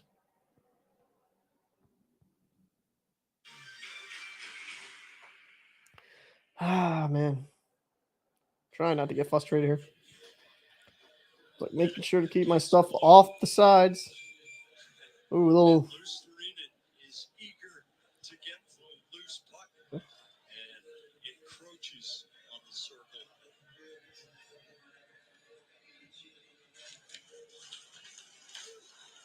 Bruins control. Carlo to marchand. Floats across debrusk. pass intended for debrusk. Oh, it was icing. That's ruled icing. I know it's supposed to buffer. It's just weird. It's just so weird.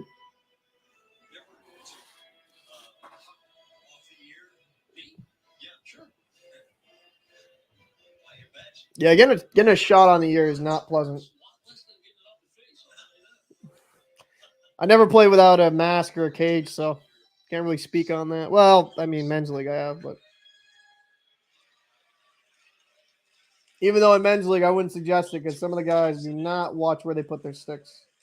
Literally had a guy knock a tooth loose because he just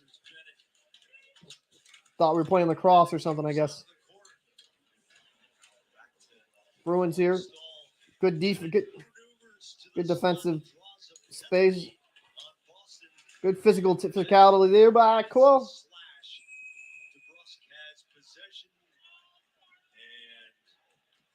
What's the pen on?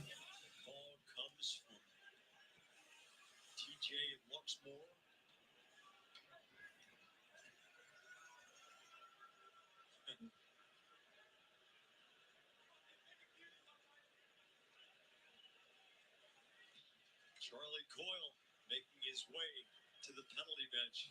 Oh, what, for that hit? Oh, he hooked him. The Bruins are in good shape defensively. They're where they're supposed to be. It's just about battles. It's about compete. Oh, he did. He kind of hooked it. I mean, yeah, that is Ben, I guess. I mean, I really didn't think it was that much of a hook, but trying not to sound biased here. Nosek has been unbelievable at the dot of late. 5 for Yeah, Nosek is 5 on faceoffs in game 3. Nosek has been really good on the dot. 72% winning percentage in the last 7 games. Good stick in the lane there by Nosek. Bennett around the boards. Tkachuk nudges to Montour, blocked by Zacha. Montour. I'd agree with you, Shaggy. I think that was a weak call myself. I didn't really understand that call there. To be fair, though, when I played when I was younger, I'm talking like I'm old, you could get away with a lot more. Marchand on the puck, and it's off the boards and into the first row. It's funny, actually. Some of the stuff we used to get taught is illegal to do now in the NHL. It's kind of funny how much the game has changed just in a span of like 5 to 10 years. I love the discipline in his game. You know, he's a target guy, always is, always will be, and he hasn't let the nonsense and the extracurricular deter him from being the leader in the absence of the 2 bigger leaders. When you're talking about Bergeron and Krejci. Markov to Bennett. Nosek. Great play by Nosek. Check. Hathaway was almost gone there. Piece of that saucer pass. Hathaway would have had a breakaway. 45 seconds left to go in Coyle's hooking penalty. Cross corner lob. Orlov one hands it to Carlo, and he's Good dump. 200-foot ride. That's the 4th time this PK that when they've had an opportunity to send it 200 feet, they've done it. In the middle of the season slump by the penalty killers. That was Marchand coming in here. Oh, nice try. Fires wide. That's a great pass by McAvoy. Indirect, knew Marchand was there. Verhaeghe cruises, blocked by debrusk. Lusterinen to Tkachuk. The short side shot. Big save. Lusterinen shot off. Ullmark save is wide. Coyle is out of the box. debrusk fires through Montour. One shot during the Florida power play at Lusterinen gets it deep. Florida Good play there by Linus. Back Grizzly off the boards.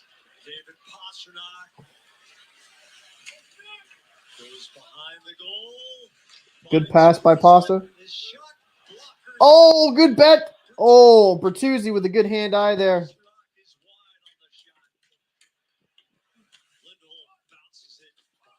A little bit miscommunication there between Pasta and Bertuzzi.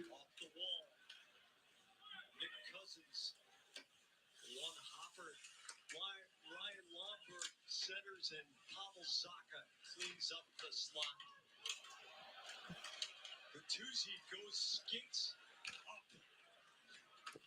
Good hit. Was that a hit check by Gudis? Lindholm. Gudis, who made that hit on Bertuzzi. Reinhardt through both corners. Lino reverses. Bertuzzi. Casey Fitzgerald. Bertuzzi getting into it there a little bit. Verhaeghe. Far side. Markov. Fitzgerald. Taps deep. Fitzgerald. Intentionally wide. Bounces over Verhaeghe's stick. Forward. I was kind of close. He didn't have possession yet, but I mean, I'm fine. Oh, unfortunate because Hall had some speed there. In the attacking zone. Ball goes deep. Would have been icing, but Bobrovsky played it.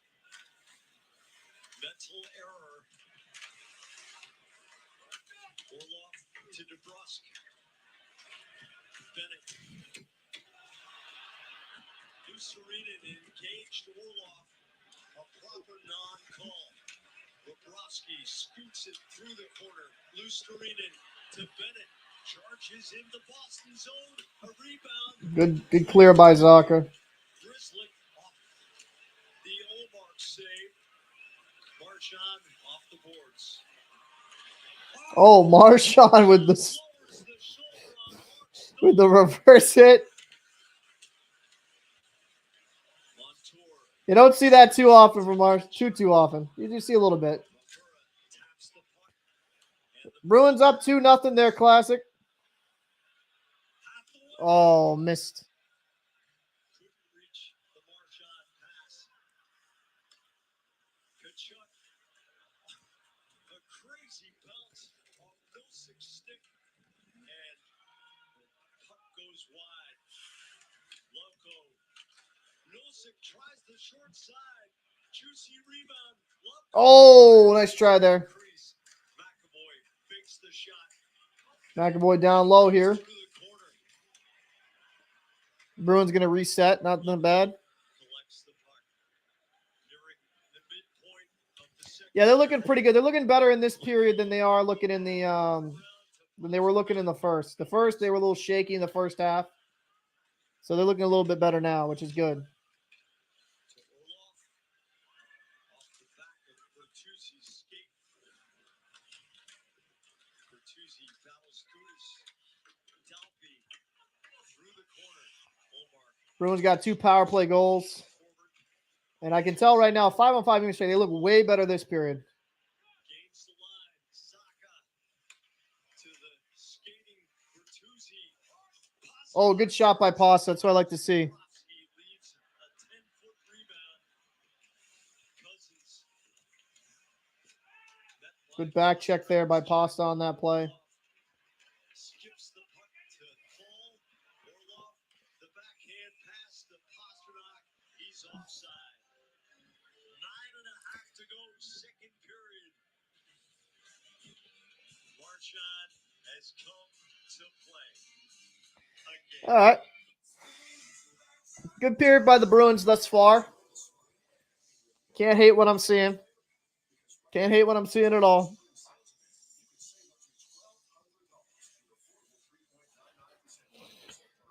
I'm hoping Pasta just keeps shooting the puck. I hope he keeps staying aggressive. I think Bobrovsky is kind of costing a little bit for the Panthers. He keeps playing the puck a bit too much. Like that what icing he just negated because he wants to be like a puck carrier. Like, I don't understand that. But, you know, they got to keep testing Bobrovsky because he's, you know, he's a good player. Has it been 10 years? Has it been 10 years? Whoa. That is a long... Yeah, it actually has been. That's fucking crazy. That's my brother from a different mother right there. Hey, what's going on? Top Boston Videos. Appreciate you popping through. Boston needs to nail this down. Absolutely. I think they need to get another goal or two. And I think if they just keep the pressure up, keep the forecheck up, they'll be fine. Bruins versus Staal brothers give me a more, Bruin hitters versus Staal bros give me a more iconic duo. Hey, thank you so much, man. I appreciate that. I'm glad you're enjoying the videos. It's actually been crazy how much I've grown this past week. I enjoy making them. So if you like them, feel free to share them around. I don't want to be that pandering YouTuber. I try to stay away from the clickbait as much as I possibly can, but you know, if I'm glad you enjoy the videos. I have fun making them. Ideally 3, I would agree.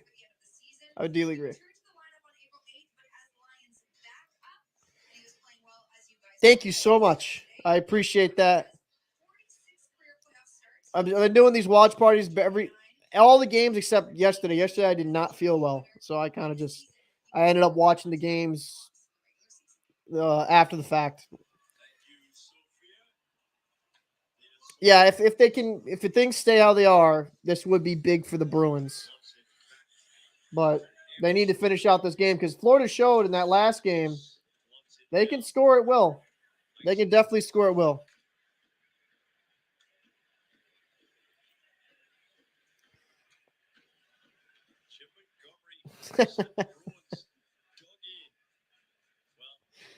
Waller appreciative with it. Listen, if they score 10-0, you don't have to give every. You don't have to donate every goal. I would feel bad. So no, just. You've been awesome, man. I really do appreciate it. Good save by ullmark.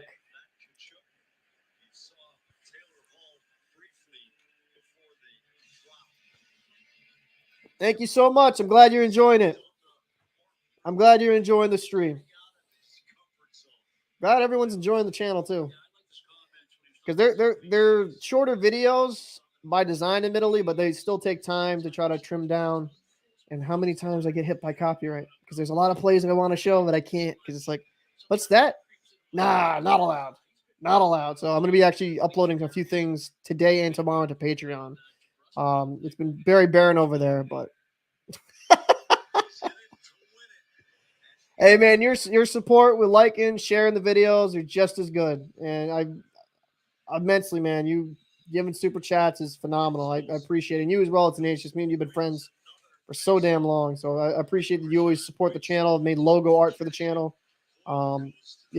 People like you definitely have helped me along the YouTube journey, and I greatly appreciate it. Oh.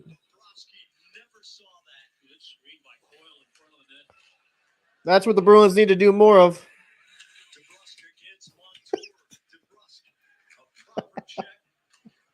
You're a fool.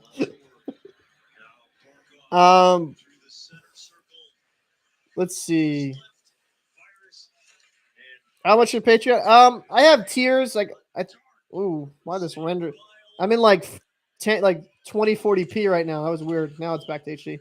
My Patreon, it's like $1 or there's more tiers above that, but I'm gonna make everything accessible at $1, man. Like there's so much shit going on in the world. I'm not gonna be like, well, you can only subscribe for $10 and get this shit. Like I'm gonna have different range of content if you do more, but I will fully admit I don't have it all locked in yet. I got to kind of go through it and come with some different ideas because I have a lot of things I plan on doing with the channel. We have a interview locked up with the Hartford Wolfpack's head coach in the off season. We also have another head coach with somebody that coached Charlie McAvoy, Adam Fox, Ryan Lindgren in the USHL level, and he's still coaching at that level. So, we have a lot of different things that are going to be coming on the channel, interviews. I'm going to kind of dabble my toes into a lot of different things and have fun with it. As you've seen, I do a lot of different I'll even do reaction videos and to hockey, obviously, related things and other content creators. And always, big save by ullmark. And I believe in just never stagnating, trying different things and having fun with it. I'm also going to be coming with a weekly hockey podcast too. That's going to be something that's going to happen. I might start it this week. The only problem is I've been looking for someone to co-host with it, have a co-host as. I have a guy in mind, but he works a lot.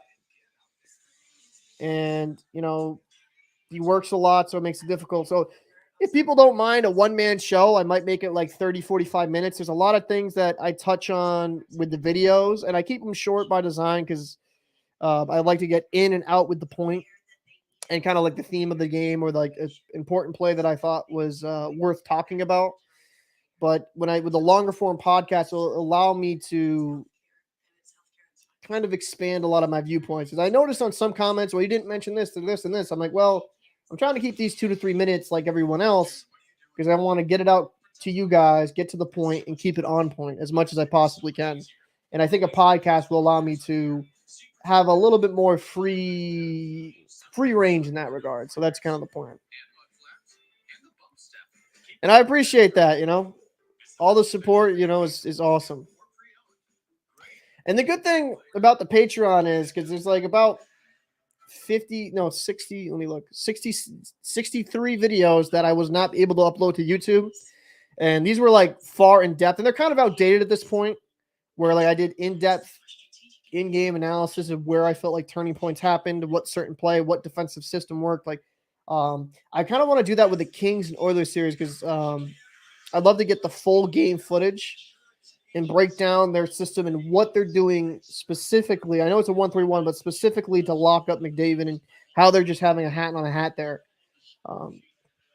there's just so much stuff I want to talk about, but I'm so limited due to copyright stuff. And with Patreon, I can just boop, kind of fill that creative void. It's just fun. I don't know. I don't know if I sound like a weirdo, but it's just fun to make. Like the inner coach in me has a lot of fun making that type of content. As nerdy as that sounds. I'm hoping in a few months I can get back on the ice myself. My doctor said the hip's healing good, so can't run yet though. So I'm fucked if the apocalypse happens. I'll be doing a strong walk. Oh, good dump in here by the Bruins. Good hit by Foligno.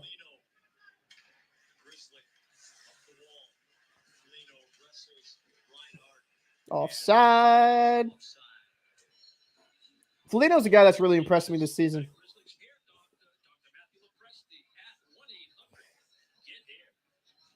Matt Grzelcyk and Dr. Lepresky. Leonard Hair Transplant and Associates. The hair's looking solid, Grzelcyk. Looking solid.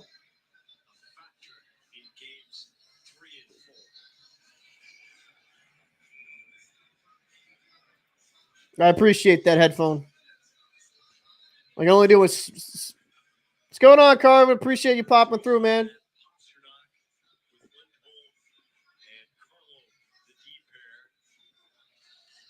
There we go. Good win. Oh, Zaka. A little bit of space there.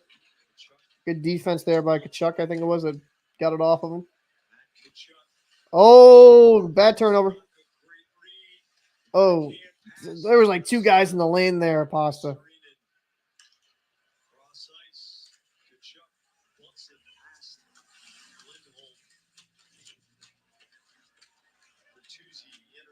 That's a high stick. That should go all the way down.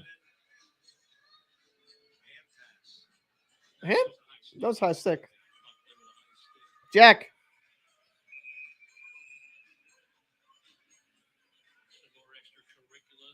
Wait, what? In Black Ops, you can play in 3D on... Join the Discord and tell me how. That's actually kind of interesting. What? In 3D? Do you need like the VR headset?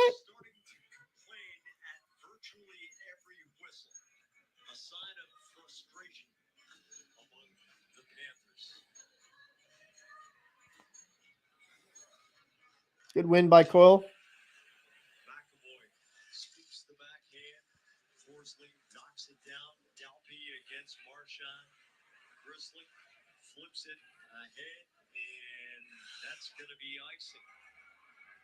6.5 minutes to go, second period. Florida getting desperate. I know I used to do a lot of crazy stuff with TI calculators back in my day. Yeah, I just...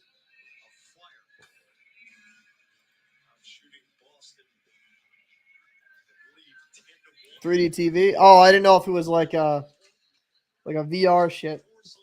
Big save by the ullmark. Big save. Move that away a little bit so I don't scream in your ear. Sorry.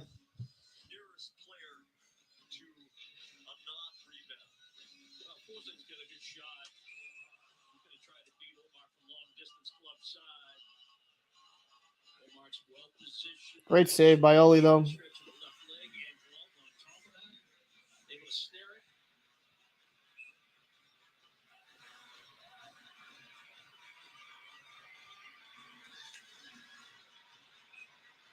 Referred to Olaf as knowing where he was going with the puck to debrusk on the second. That was a great save. Coyle's been great on the dot tonight or today. This entire team, the last two games, they know what they're gonna do in every situation before it happens. Yeah, then it's about execution. I'd like to see the Bruins just kind of do a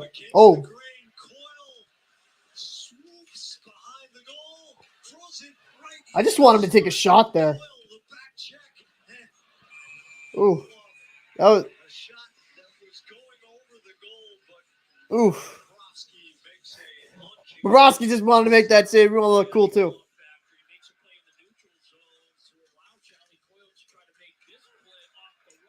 Yeah, he looked a little tender after that stretch. Yeah.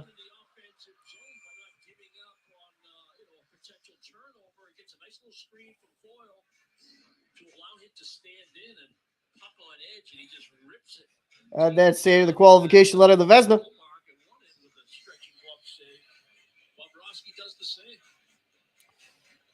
I don't know. Was that might have been a little bit high? That might have been over, but that was a good save by Bobrovsky.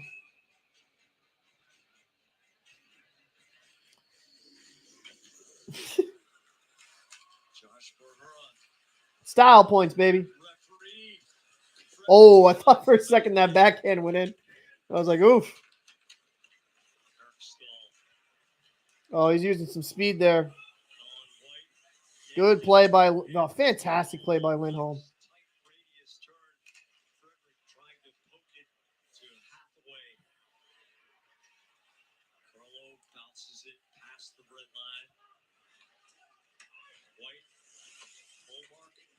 Ullmark scares me sometimes, man. A little too aggressive with the puck.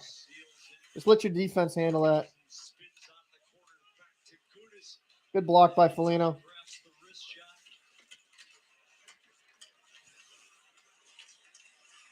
Great play by Lindholm. Great play by Lindholm. That was like a 3-on-2 down low. That was a fantastic defensive stick.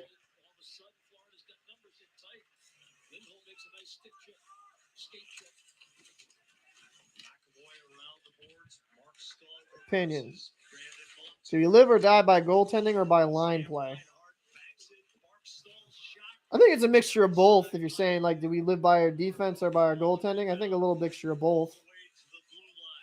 I think our defense is extremely deep, and when they're locked in, they're really good. Ooh, Ullmark. Ullmark looked a little.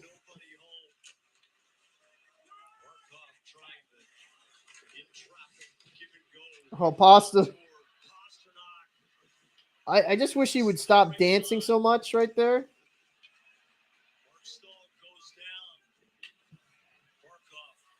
Intercepted by Pastrnak. I just want Pasta to just drive and shoot that, man.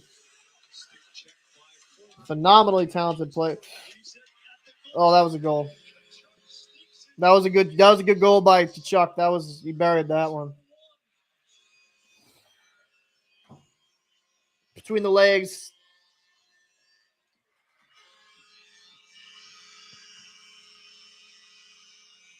That's a good break for the Florida Panthers. But the Weird bounce.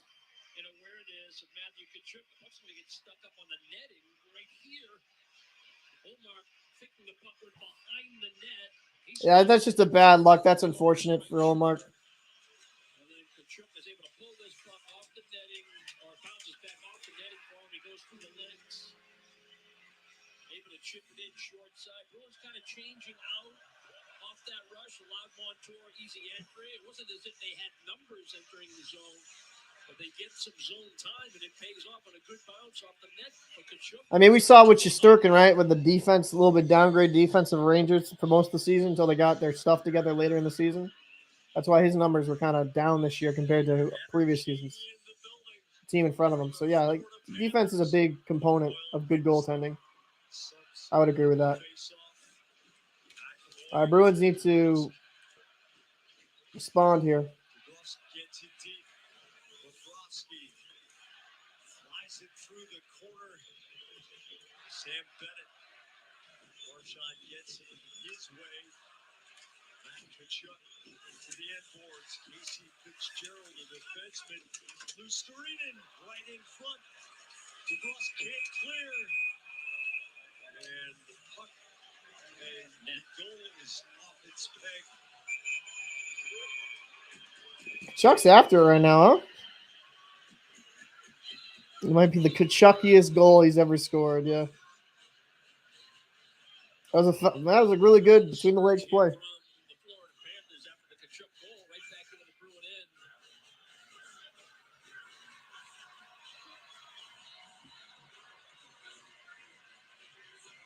And all the chaos, the net came up and scoring just before the final shot attempt that was blocked by the Bruins. And the timeout coordinator says it's time for a TV timeout. Well, we're staying.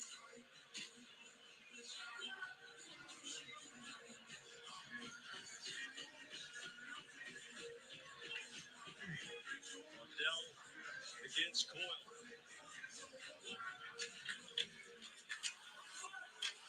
McAvoy taps past debrusk. Marc Staal skips it wide. Derek forward, intercepted by Lundell.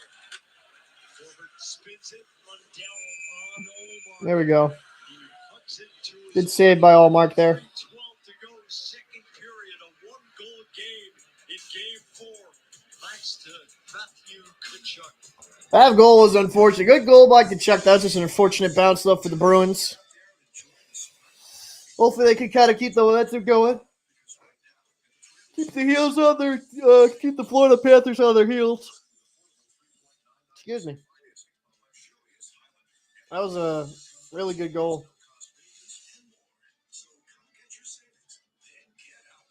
Oh, stretch. I mean, and as for goaltending and defense, I think they all play one the same because you can have an amazing defense, but if you don't have a goaltender, you're screwed. You know, you can have a fantastic defense in front of them, but if you can't make the basic saves, you're kind of shit out of luck.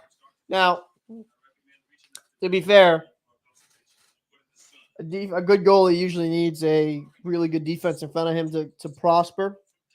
Besides Dominic Hasek, because he was a freak. Dominic Hasek was just that guy usually in his prime, so didn't really need an amazing team in front of him, but they found ways. But to be fair to those Buffalo teams that Hasek played on, they played decent defense. You know, they weren't like I had to look at the analytics, but I thought they were pretty solid defensively. It was just where they just didn't produce much offensively.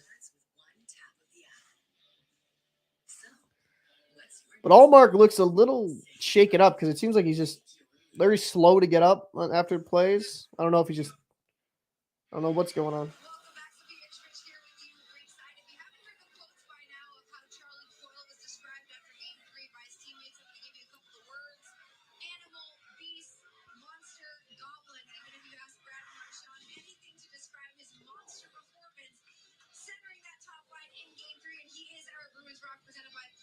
Insurance for Boston sports fans. He definitely stepped it up, but I want to use that word with caution because he's been performing very well all season, but found another level. Through 82 games in the regular season, he was reliable, consistent, hard on the puck, all the things that pay off in the playoffs. Rick, what other factors did you see in attributes from Charlie Coyle? So Nosek taking the draw. Leadership. He knew there was an absence in the center position with his glove, so he stepped up even more in terms of how I play on the ice and deliver big plays. Yeah, I hope so. I hope so too. I hope he's okay.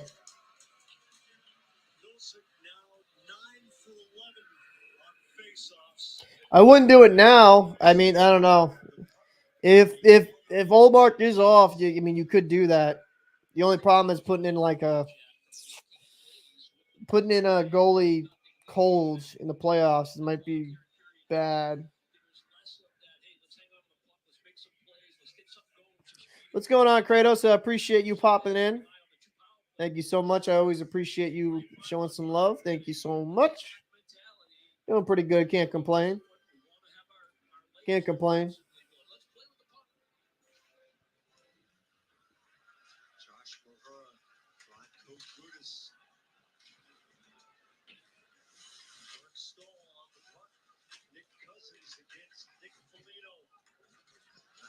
Goes down under pressure for Eric Staal. Taylor Hall to Charlie McAvoy. Nick Foligno lets it bounce. Oh, Frederick, gotta get your stick on that, bud. Josh Mahura, the defenseman, an easy glove stop for ullmark. Good save there by ullmark. 23 to go in the second period. You almost get the sense that the message from the Florida bench is, we get to 45 shots, we win this hockey game. 15 in the first. They're closing in on that number here in period 2.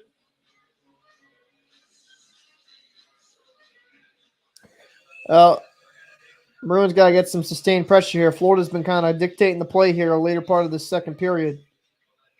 Seems like since that Tkachuk goal, they've really found their legs.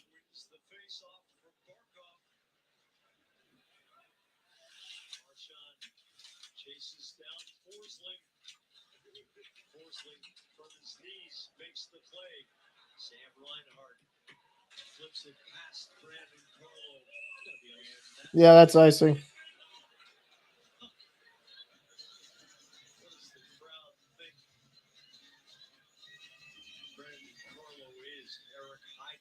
Well, Bruins got a little unlucky there. It looked like Marchand was going to end up with the puck behind the net. Debrusk looked like he was going to have a chance to make a play to Coyle. Carlo don't got burners, so that's pretty much his top gear. What's going on, Daryl? Appreciate you popping in. I'm doing good. I can't complain. Good win by the Leafs last night. That was a good game. Forsling scoops it to the red line. McAvoy's glove. Right to Markov. Saka swoops through the slot and denies Verhage. Pastranak. Battle with Montour. Montour bounces it to Verhage. Markov's shot blocked by Verhage. Yeah, I'd agree. Markov back to Montour. Forsling stutter step blocked by Bertuzzi. Reinhart to Montour. Verhage stick check by Pastrnak and Saka clears the zone. Buck 15. Yeah, he looked a little upset. Period. Reinhart cross corner. Verhage to Lundell. Met by a stiff McAvoy check. Saka scoops the puck all the way to Bobrovsky. Final minute, second period. Lundell deflects the puck deep. Carlo through the corner.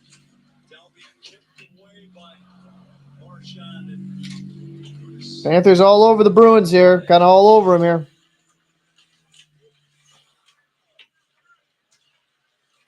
Marc Staal keeps it in. Down the slot. Dalby got a piece. Florida's really good on this forecheck. Carlo up for debrusk. Bobrovsky tees it up. 18 seconds. We got to just... Kudus to Lusterinen. Ullmark behind his goal. Lindholm to Foligno. Less than 10 to go. Foligno gets it deep. Kudus will run out the clock, and the Bruins will take a one-goal lead. What's Tkachuk doing? Tkachuk is cross-checking at the 20-minute mark. Imagine that. Should have won. Got lucky in those games. He'd keep fighting. Parents met the guy driving the trench fish with the ring set. Oh, that's pretty cool. Yep. Really good blocks. Understand what's in front of you if you're the Boston Bruins right now with 20 minutes to go here in Game 4. A decisive game, really, when you come down and when you think about the Tampa was all over him for a good stretch, yeah. But, I mean, Toronto found a way. Bruins need their best period of the afternoon through 40. Just finished up the second period. Bruins are up 2-1. Game 2 was a disaster. I mean, Bruins got a... They're a little bit too much on their heels. A little too much on their heels there. They got to kind of get a little cost up in that stuff. Nope. Stop it. I was looking here for the possible other power play that they could get themselves, but nothing there right there. All righty. Well, we'll break down. Turn off the nesting thing for a second. Let's break down some of this stuff. Yeah, that's a good call by Jack Edwards. Yeah, it's just a little crazy. So let's look at this really pretty goal that happened here. Yeah, he sure does, because that was a long, and the pass down to the slot. Power play Hall. 12 seconds in the power play. Hall surging to the slot. Good feed Orlov over the debrusk. That's a good goal. He's okay. I love that play right here. Hall surging Button, to the using slot. his speed. Backdoor over there to debrusk. That's 12 clean. seconds in the power play. Hall. Sergey's got the full mind, the full purpose to like kick it wide as he gets those red jerseys to converge. No chance for Bobrovsky. Can't really blame Bobrovsky. Can't even blame Bobrovsky on that. That's just a fantastic play. So that's a good goal. And the Tkachuk goal was actually nice itself too. I mean, it was a good block. It was good awareness. It was kind of a weird, fluky bounce.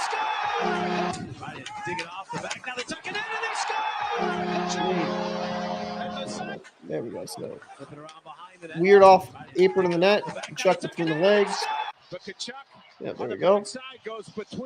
Yep, that was a good move. That was good hockey recognition right here. Understanding, like, oh shit, Ullmark's not even there. Can't blame Ullmark too, because it's like he thought for sure was going around the net, and it's pretty much an empty net. So good play there by Tkachuk. Heads up play.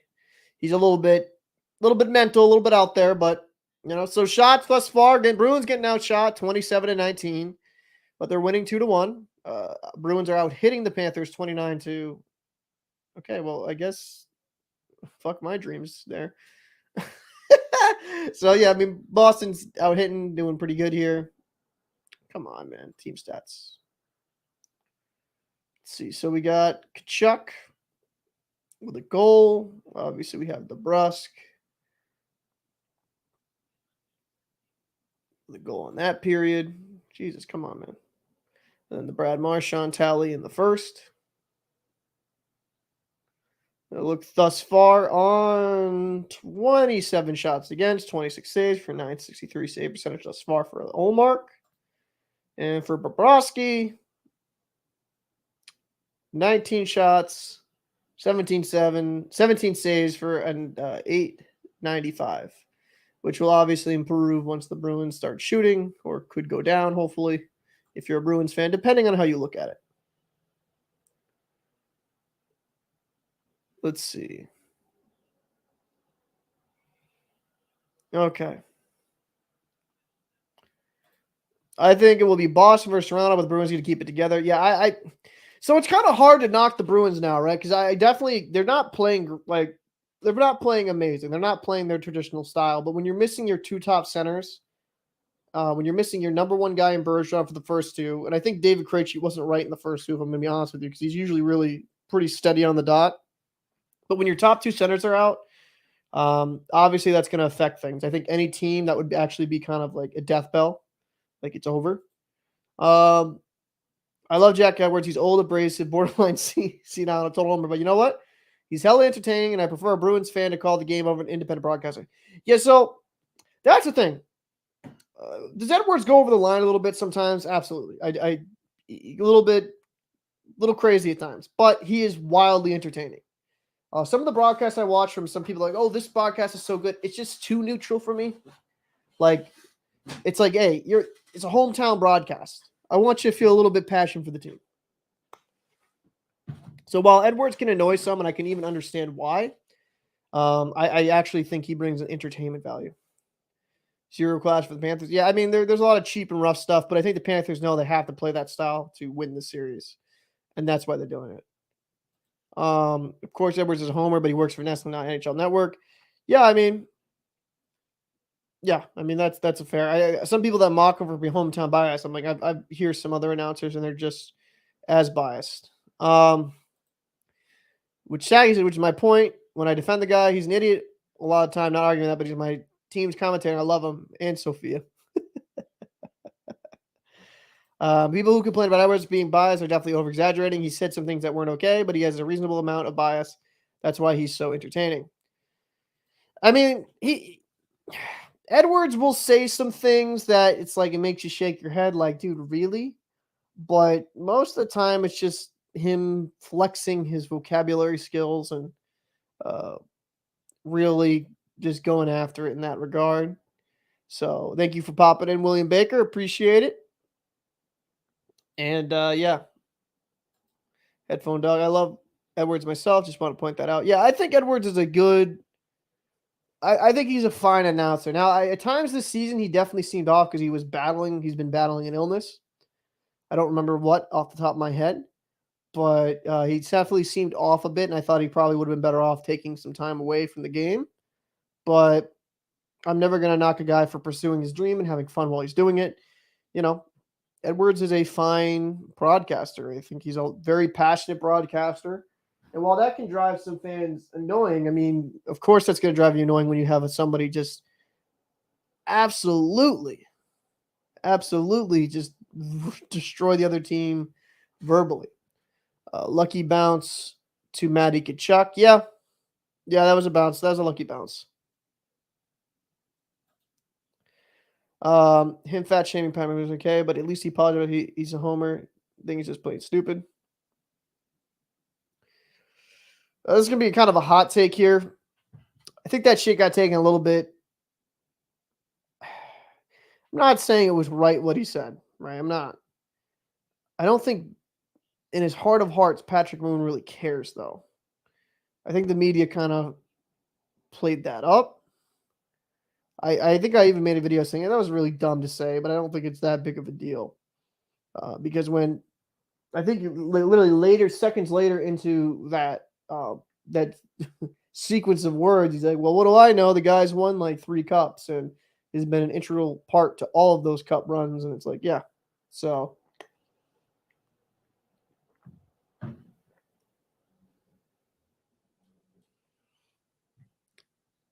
he's been flexing his vocabulary as much as he's torn muscle over the years. I'm still convinced the guy might have had a stroke. Yeah, he seemed a little bit off throughout the season. So I'm hoping he's healthy. I'm hoping he's fine. Guess the guy, if you're a goaltender, tend the goal, Steve Dangle. Both of these goalies, I will say, Bobrovsky and ullmark like to play the puck. They like to get involved with it. And at times, I think it actually kind of fucks up the defensive rotation where they're trying to gather the puck. I'm fine with a goalie playing it in a certain circumstance. If there's a lot of, if your guys coming in hot and you kind of want to speed the puck one way or another, one way or the other. But sometimes those hero plays by the goalies when they're playing the puck can kind of go south really quick.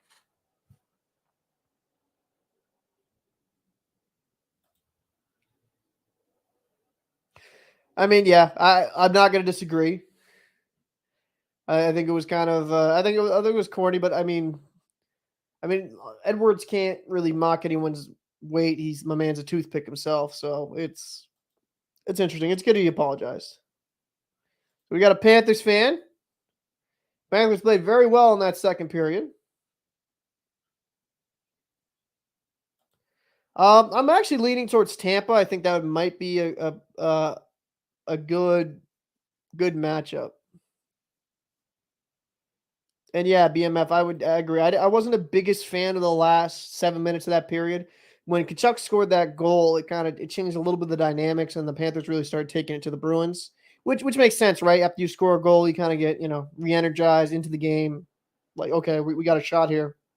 So Bruins need to kind of stay strong here, get a goal. That would be big. I spoke with those comments saying he was an incredible athlete despite being built like a tank. The problem is they said landmines out of conversation. Yeah, that's kind of where I was going along with the conversation. Like, yeah, was there, like, within that sequence of words when he said that, was it stupid? Yeah, like a couple of things he could have said a little bit better, but he was actually, complimenting the guy and winning 3 cups. If Toronto wins game 4, they'll have a 3-1 lead, which means Bolts will win the series. Oh, Jesus Christ. I mean, I don't know. Like, Florida's looked really good in the surge. If Florida keeps up that momentum, it's going to be a hell of a game. Definitely nothing is over for sure. So this is a good hockey game. Definitely a good hockey game to watch. Let's see here. Pull the Nesson mount back up.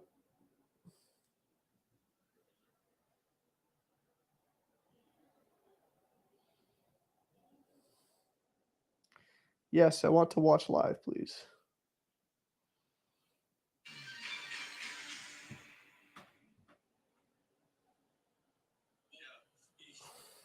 talk about face-offs because that's been a strength for the Bruins here this afternoon.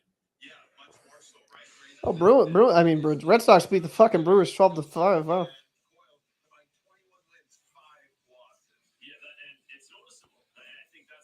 Bruins are definitely better on the dot today. Glad to see Brett. Yeah, I mean, debrusk, I think, had his feet moving most of the game. He's done pretty well. debrusk has definitely kind of brought a pretty good game. Oh, I know this is showing. I don't want to get copyrights just hit because YouTube hates me. It was 9 runs in the 8th? Jesus.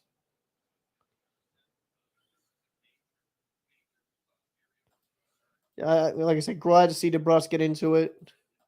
I think Tampa's ripe to beat. They played so much hockey the last 3 years. Eventually it takes a toll on the team. I also think that they're not as deep as previous iterations of their team.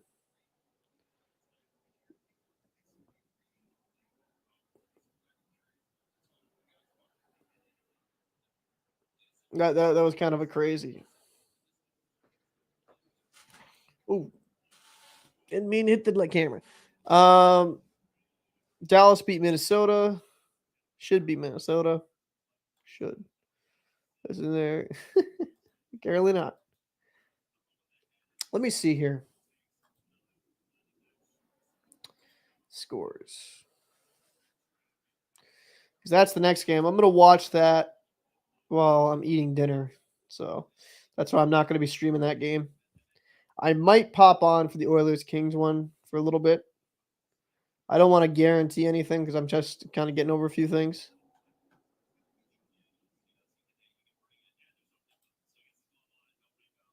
Yeah, I mean, the Tampa Bay Lightning, I think with Vasilevsky in net, you should be still very respectful of what they can accomplish. But, I mean, even Vasilevsky hasn't looked like himself at times. I'm not sure.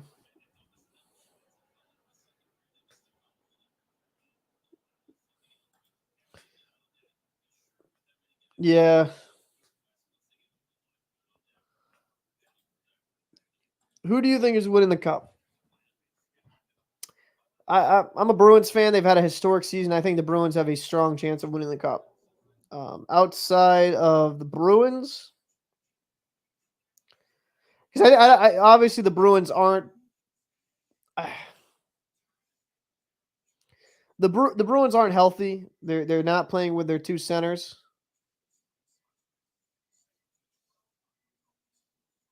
I'm not putting that on the screen. They're definitely not playing with their 2 centers, so it affects their depth. Because think about it, right? Charlie Coyle on a third line, he's played a marble in the first line slot, adds the Bruins with such crazy, ridiculous depth. David Krejci, when he's fully healthy, is a great second line center. Bergeron's a fucking great first line center. So I mean, yeah. I like how the Bruins look. Carolina will probably wrap that series up in 5, which is disappointing. I thought there might be. I'm just surprised that Oil Isles just haven't looked that great. Well, that's not fair. They've been close games, but last game was not so hot. I've been surprised by the Wild. Do you think they take the series? If they don't play Fleury again, yeah, I think they have a better chance to take it. I did not agree with them not putting Gustafsson in for that game. Then they lost that game. I thought that was stupid. All respect to Fleury, Hall of Famer. He's won cups, but he's not prime Fleury anymore. Gustafsson has been the best goalie on that roster. You need to ride him. That's why, no shade at Swayman. If Ullmark is healthy, you play Ullmark. He's the guy that got you there. Swayman had a fantastic season. Will be a starter on most teams, but Ullmark has been tremendous. And, even the goal today wasn't really on him. It was just a fluke play. So, I agree. Palat was a big part of Tampa Stanley over there getting his ass handed to him. Oh, my God. It's true. Rangers do look extremely good. They looked a little bit back. I mean, I feel like they still played the Devils really well. It's just hard for me to take that series. It's hard for me to take that series completely. I think some of that's the youth of the Devils, if I'm being frank. I don't think the Devils are ready for prime time. Schmid came in, he played well, rookie goaltender. I just think the Devils are maybe a year or two away. They needed this playoff experience to kind of improve, in my opinion. I just don't think they're there yet. And it's not for a lack of talent. It's just I think it's a lack of experience, and that in my opinion, that's what's been hurting them. So the Cup for sure. Somebody wins 4 final games, but I'm hoping my Bruins. I think the Bruins have a strong chance. If Bergeron can come back and they can like that would be good. So you think Stars will pull it? I mean, both teams are pretty good.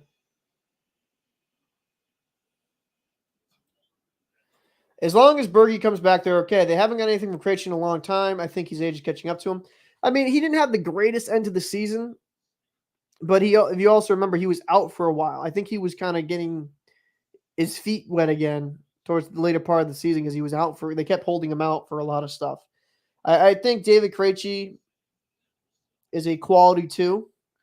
Bergeron is that's a big miss because he's so good on the dot, so good defensively, and just the leadership in the room with him is it's tremendous. Rob Levine, the attorney commercials. Ugh. Yeah, it's just getting back into play right now. Yeah, the Devils just need somebody with a little bit more experience. I would definitely agree with that. I think they're too inexperienced. You know what? To be fair though, like the Rangers were kind of in that position a couple of seasons ago, right? I just think it's going to take time. It's just going to take time. And who said that series isn't over? I mean, Devils won 2-1. It's 2-1 series lead for the Rangers. If the Devils can win another one, we got ourselves a series here. Maybe Schmid could help re-energize that series. Who knows?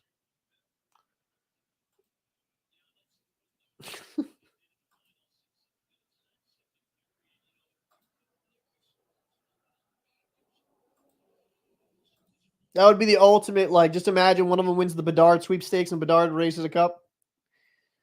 Bedard's going to be fantastic. But, you know, the team he's going to be on is going to take a few years at least. Unless it's a weird lottery where someone just gets an insane rise in the standings. With Devin Levi, yeah, they need to get another goalie though. They can't just be Devin. It can't be at UPL in my opinion. I don't think UPL is consistent enough at the NHL level. You know, and his confidence goes in and out with Devin Levi. I mean with UPL. So if they can find a solid backup, like a veteran backup for Devin Levi, that'd be the plan. I know they have UPL under contract, but I mean if I'm the Sabres, I'm looking to get a nice veteran backup. But I think if they get a good veteran for him, yeah, I definitely think the Sabres will be in contention. I thought this year they would actually have a chance to be back in contention, but they just kept big losing streaks, big winning streaks. But they were up and down. It's because they're young. But if you saw Dahlin this season, that was very promising.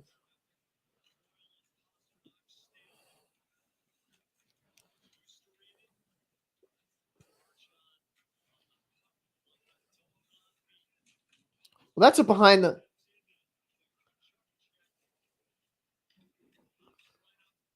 Yeah, third starting right now. That looked like a dirty hit, though. I'm not gonna lie.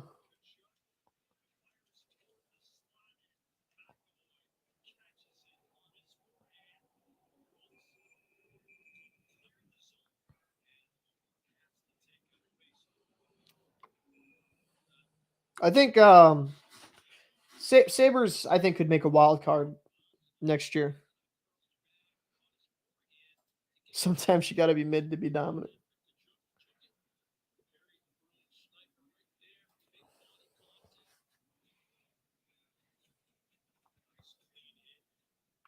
I guess that was clean. It looked weird from the first angle I saw. I thought it was like straight numbers.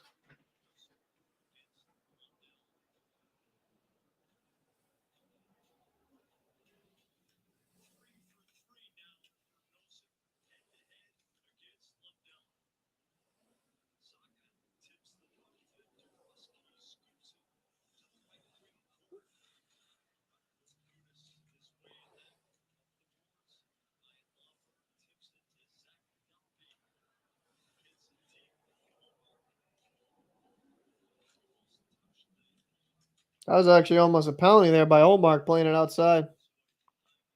The trapezoid.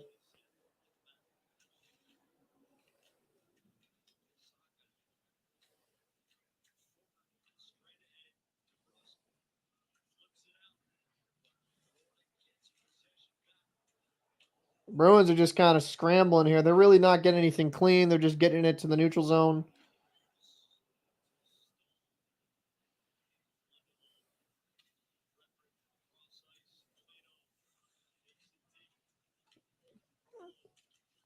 What a tip!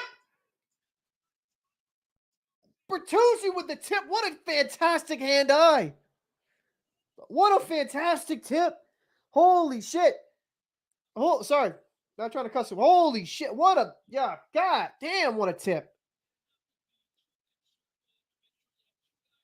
What a play. Great. Look at this, Foligno. Nice puck possession. Back. Carlos shoots it. Oh my god. What a goal. That's, guys, just get the puck on net. You don't know what's going to go in. That's a goal. Go Bees. that was a hell. Dude, Bertuzzi, I loved him in Detroit. I watched Detroit games for Bertuzzi. So, but Bertuzzi is just a phenomenal player. I thought he was underrated.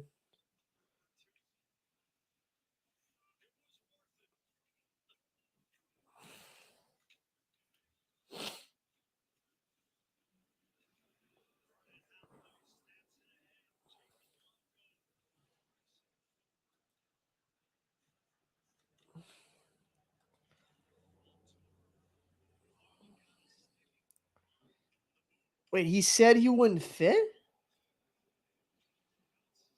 Bertuzzi got a little bit of slack this year because he broke both of his hands, and I knew some Wings fans were saying, "Oh, he's not that good."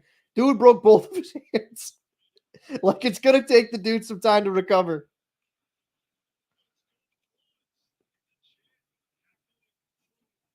Oh my! I'm not putting that on screen, horse.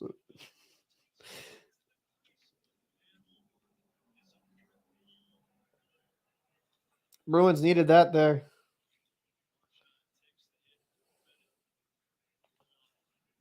Okay, yep. Gotta give the defenseman an outlet there. Good breakout by Hall. Good speed by Hall here. Good keep in. Oh, that was a weird bump off the boards right there. Took a weird angle bounce.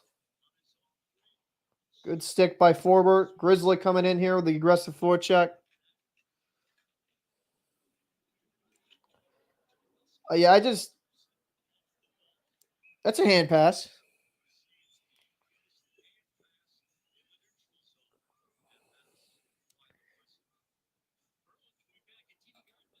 Yeah, Bert, I really love what I've been seeing from Bertuzzi. You know what's underrated, right? And I watched him quite a bit in Detroit, but I've seen it with Pastrnak. Like, his playmaking ability is actually really filthy. You know, he's got a pretty good hand-eye coordination. Obviously, just saw that on tip. I think he's got a good scoring touch, but his playmaking is fantastic. Yeah, that makes sense. Pounce was definitely a little goofy. I mean, but Detroit's got a bright future. I really like what you guys have there.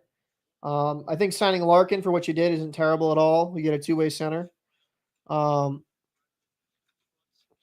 know, I think how is that not interference? I guess. You know what? Let him play. Fuck it. But I think like he played really well. But I think Detroit's gonna have a really, really bright future. Foligno's going to the box. Yeah, he definitely helped Larkin hit 30. Oh, wait a minute. Sorry, I forgot to. My fault, guys. My fault. I thought I was on that. I kind of like this just from this aspect. Like, I can't show you the game, but I can show you something. Osman's taking a step. Johnny Burgers is the real deal. Great vision, some things to be excited about. Yeah.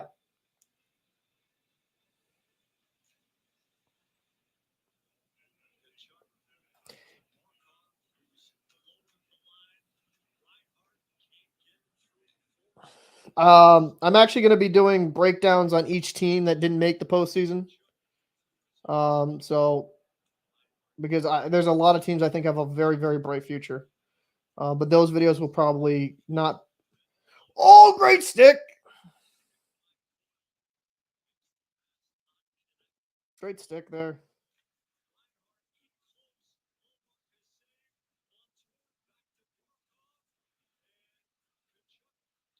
But ullmark looks out of it, man.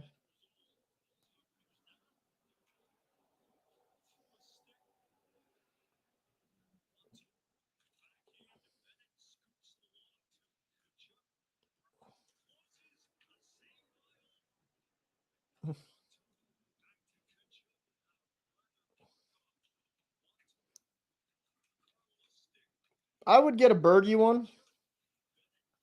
I have a Chara, a Lucic. I do have a Bergeron one. I have a Sergei Samsonov one. Big save.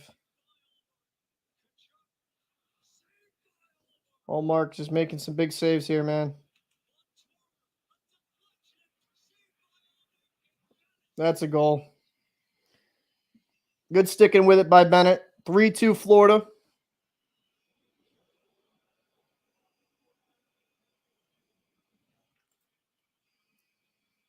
Yep, I'll be doing a Bed Bath & Beyond breakdown after the game, boys. Look forward to that. Oh, shoot.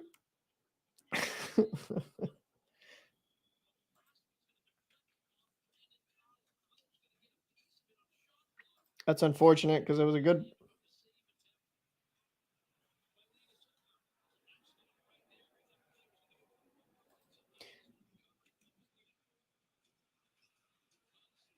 I've been a fan of him since I was 3. I don't know if you were asking me or John. Oh, man, he made even the secondary stop. Yeah, I mean, it was kind of crazy. He was all over.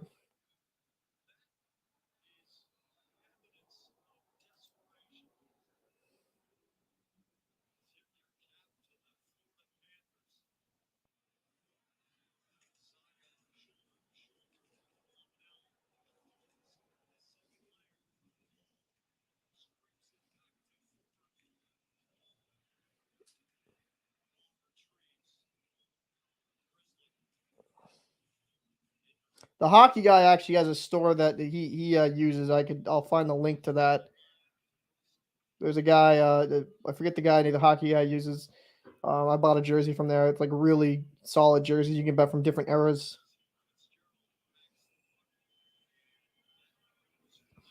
I'll have to find. I think it's on my thing.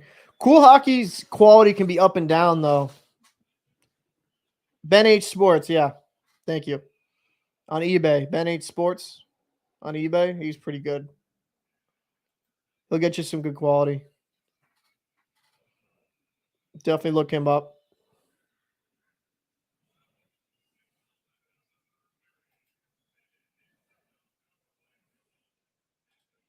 Hey, nothing wrong with that. Getting back into it, getting into the game.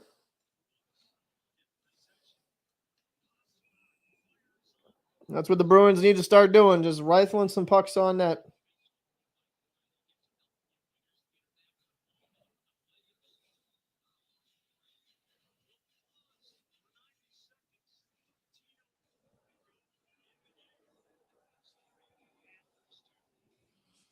Panthers aren't going to just sit here and die though, so they're fighting. They know this is a big game for them.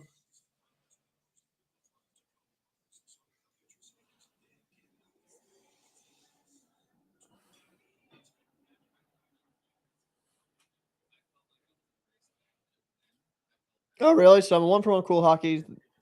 King's third, trying to get one of each. Yeah, I mean, I haven't really tried. I just heard the mixed reviews, so maybe I should try Cool Hockey once, see if it's actually worth it. But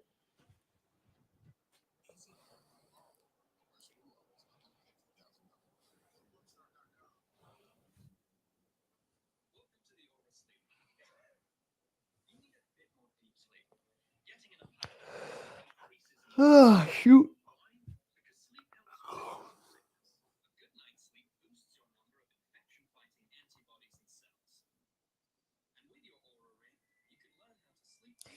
Yeah, Bruins has got to. I think I get why they sometimes they want to just dance around, but I think just getting to the point, getting some shots through.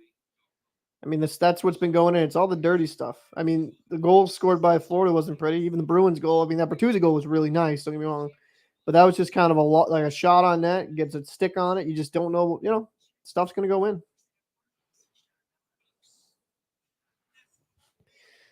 So I'm preaching pucks on net if I'm the Bees coach.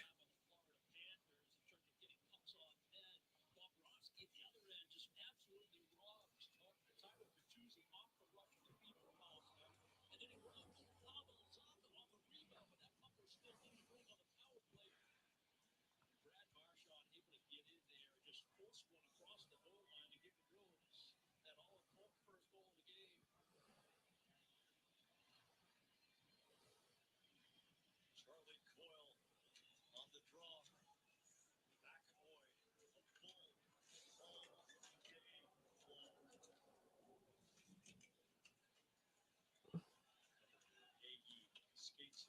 McAvoy. Oh, good stick there by Marchand.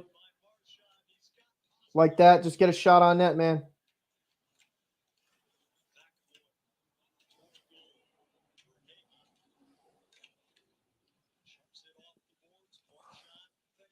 Good play by Marchand. Marchand, well, that was a great sequence there for Marchand. Two big plays. Nice takeaways by Marchand there.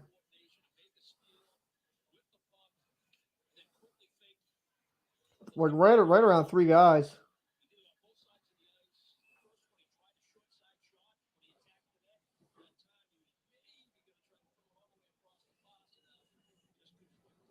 Let's see Bruins get some pucks on net here.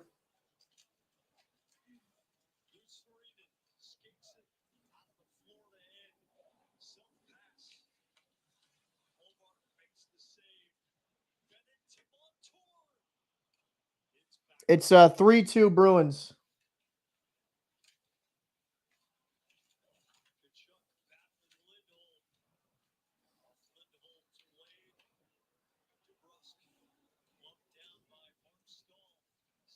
There we go.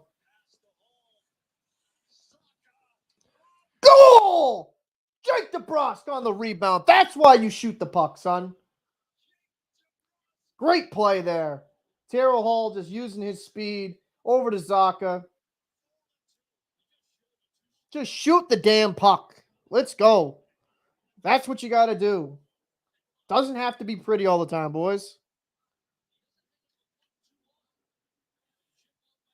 Great forecheck. Now we're starting to do what the Panthers have been doing to us. Hall over to Zacha. Zacha shoots it.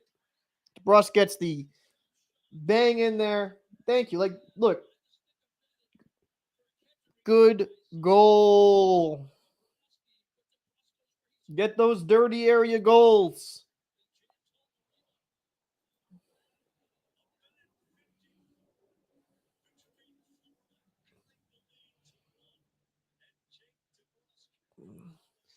Now let's go. Hopefully the Bruins can keep their boots on the neck. Let's get another one here. Thank you so much again, Shaggy, man. We're looking good, though. Bees are looking good.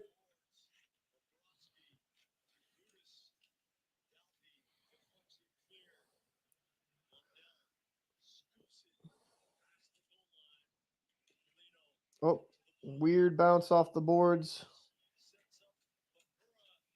Big save.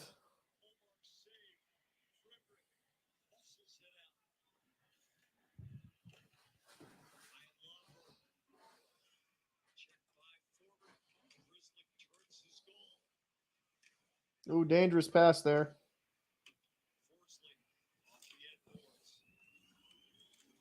Yeah, they're showing flashes of what they can be, and I just I think some of it is just the injuries and the players that are out. It's just messing with the chemistry. Zaka come with some speed. Zaka, I just want you to take that, man.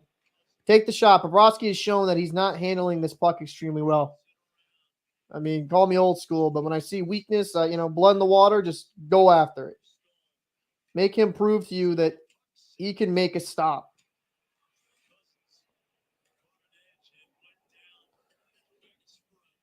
Puck's gonna. I don't know if that's icing, but I get it.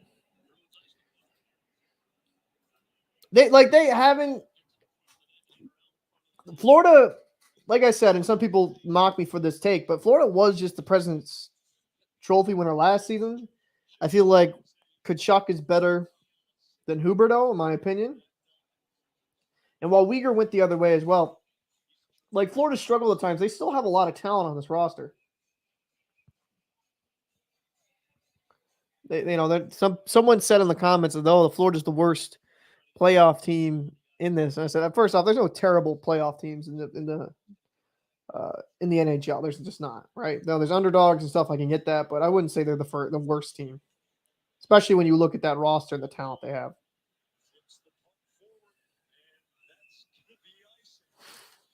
Okay, Bruins need to just chill, like gather the puck, be a little soft.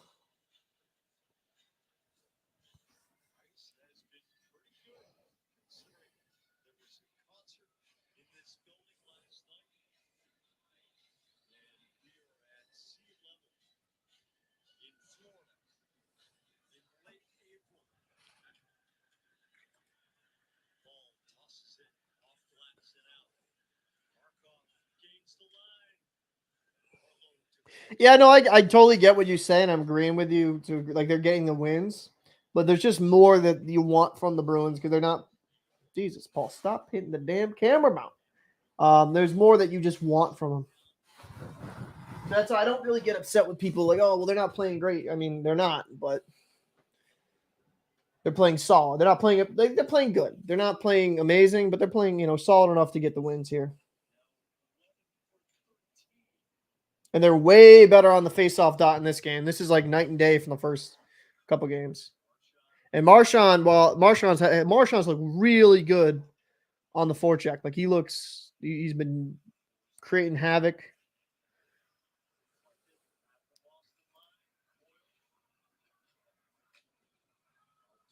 Yeah, that was a bad game. That's a really bad game.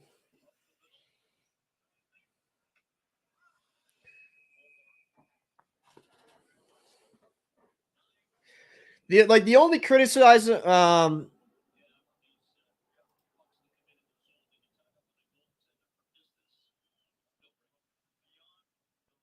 don't get me wrong, I'm not having to play it's working so far. Yeah, I mean, absolutely.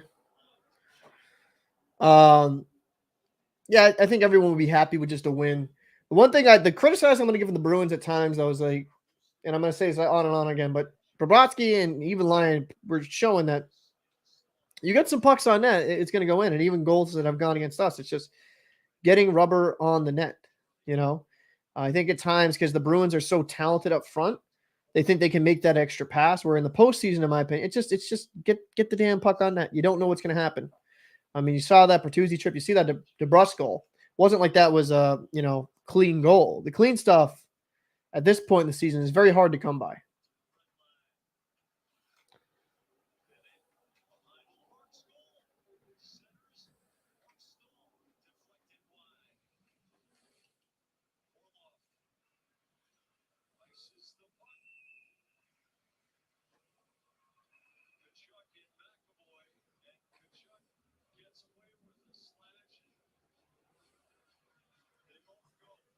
Yeah.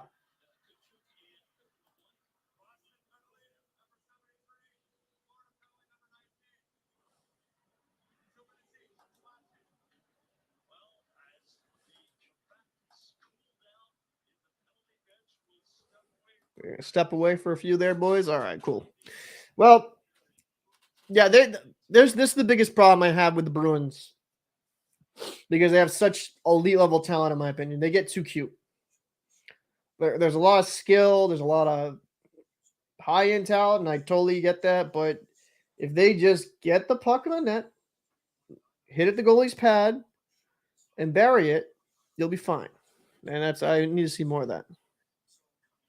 Yep, and I agree. Shaggy, you're 100% right. Marchand and Pasta are brutal on this.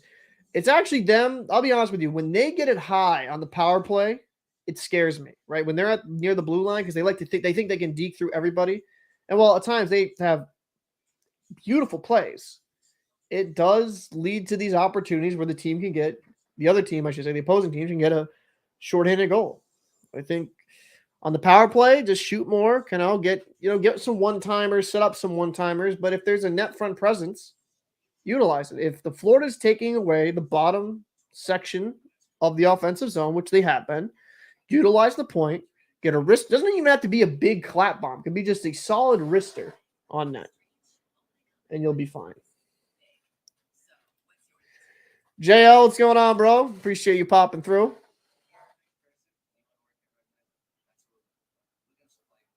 Appreciate you popping through as always. Yeah, I think Pasta's best when he's able to just freewheel throughout the zone and just they hit him on home run passes.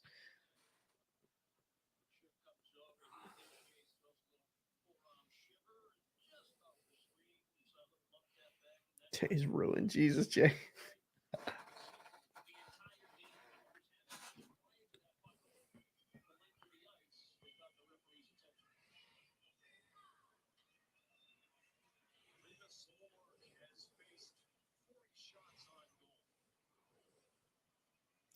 So we got a little bit of 4-on-4. Gonna open up some ice. Yep, he's definitely a hell of a playmaker. I don't agree with that. Pasta, when he's engaged and he's not trying too much, he's a great playmaker. Sometimes I think he tries a little too much, like trying to pass through three guys. Yeah, I mean, yeah, overall, when they're aggressive on the forecheck, which they've been at times, they definitely play a little bit better. But I agree, they need to be a little bit more. What's Marchand doing? That's a weak play. They'd be a little bit aggressive. When they sit back, they kind of get exposed at times. There we go. That's what I like to see from Marchand. He does a good open ice hit right there. Taking away time and space.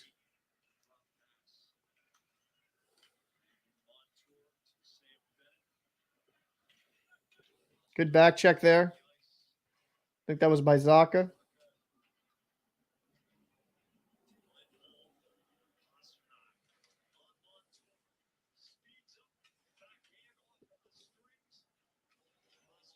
All right, Bruins, Orlov here. Zaka here at the point.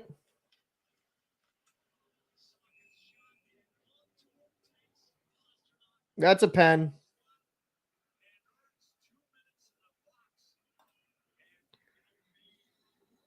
Thanks for stopping by. I appreciate it, John. I'm glad you were able to pop through. Thank you, everyone who's come to this stream. We're getting a really good turnout. Most I have 30 viewers throughout the platforms. Thank you guys so much. You guys have been phenomenal. Still got a good hockey game here, though. It's about a little bit under 8 minutes left, 7 minutes, 58 seconds. Montour took an interference call, so we're going to get like a 4-on-3 power play. That's going to be interesting. These refs are calling it very tight, though. Calling it very, very tight.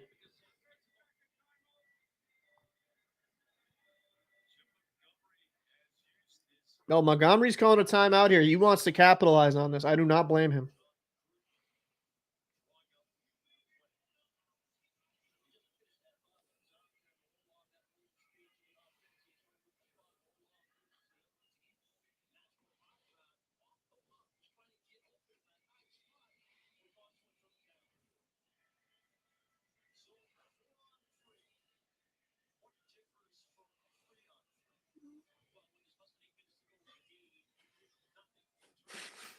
Reminds me of some minor league hockey I've gone to.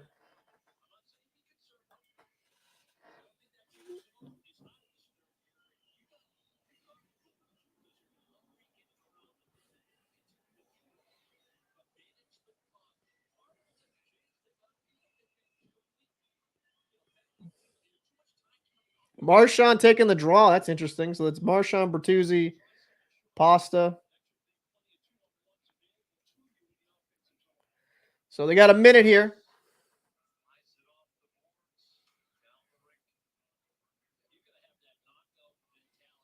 Now they have some space, time and space.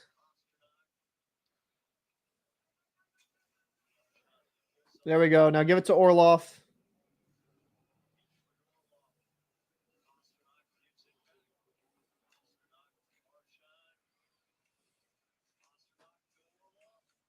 They got to get Pasta open to the one-timer.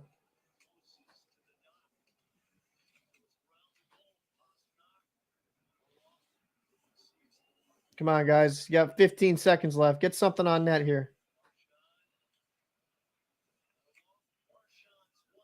Come on. Got 7 seconds. Give it. Great draw. Great drive there.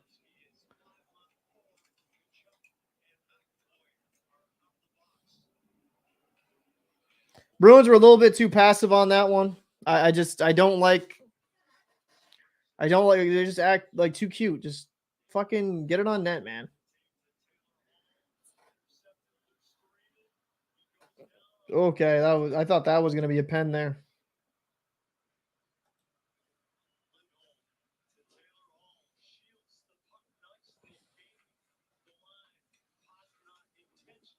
$20 seconds left on this power play. Florida clears it.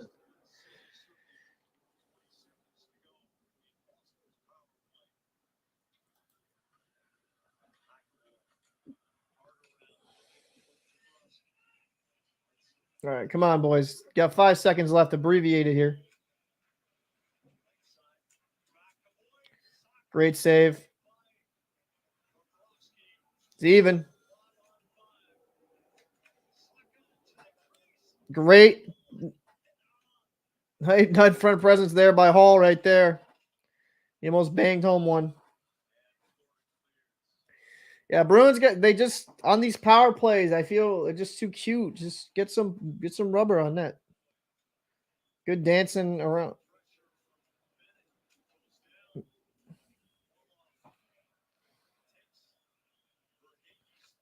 Oh, kind of a bad pass there.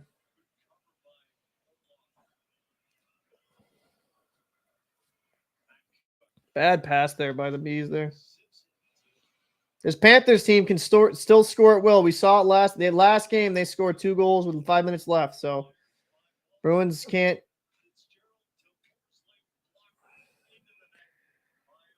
Bruins can't just sit back and expect it to go their way. They're going to have to play very disciplined. And also just don't rest on your heels. Attack them. Stay in the offensive end. Best defense sometimes is a really good offense. Keep pressure on. This game is ours for the taking. Yeah.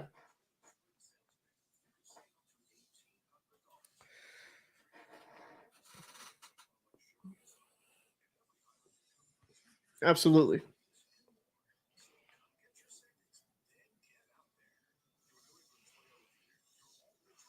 Absolutely. Bruins stay on top of their game and they play their game. They are going to do very, very well. Very well.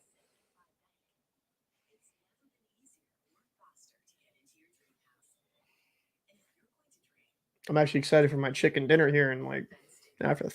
Hopefully Bruins. Hopefully it doesn't go to regulation. I'm excited. I got some potatoes, got chicken. I'm excited to eat. Got a good dinner on the table here. Bruins got less than 5 minutes left in the third. Hopefully they can keep up the same intensity, keep it in the Panthers' end. That is what you're looking for. Now the Florida Panthers have been knowing. I appreciate hot dog. No worries. No worries. Bruins just got to stay on top of it. I really wish they shot it more on that power play. I get it on the 4-on-3. You have a little bit more ice, a little bit more, time and space to operate. But if you just get, I don't understand why Pastrnak was on the right-hand side when he's a right shot. Just they rotated him earlier. And Pasternak's got one of the best shots in the NHL. Just feed that dude one-timers on 4-on-3s. Because even if it doesn't go in off of his shot, you're going to have a nice juicy rebound most likely. This was a fantastic save by ullmark. This was like shades of Tim Thomas.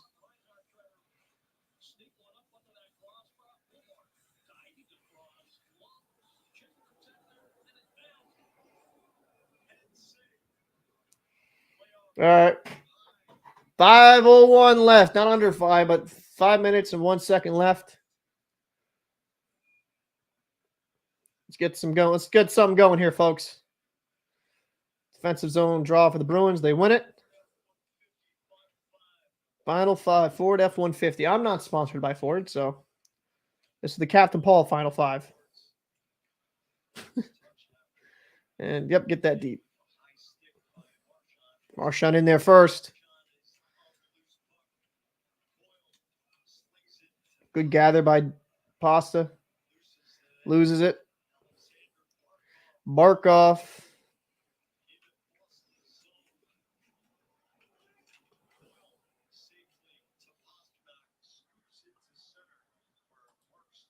Yeah, like I definitely think that's a thing where the teams are definitely going to cover him. But even just having that threat over there, especially on a 4-on-3, like on a 4-on-3, it should still be there. I mean, yeah, you're going to play a triangle and be a little bit aggressive. But I think on a 4-on-3, you probably would have seen a bit more of it. That's all my opinion. Maybe I'm wrong, but I think you're better off like having one of the best shooters in the NHL more on his strong side, offside, I should say, so he can bang that home for a one-timer.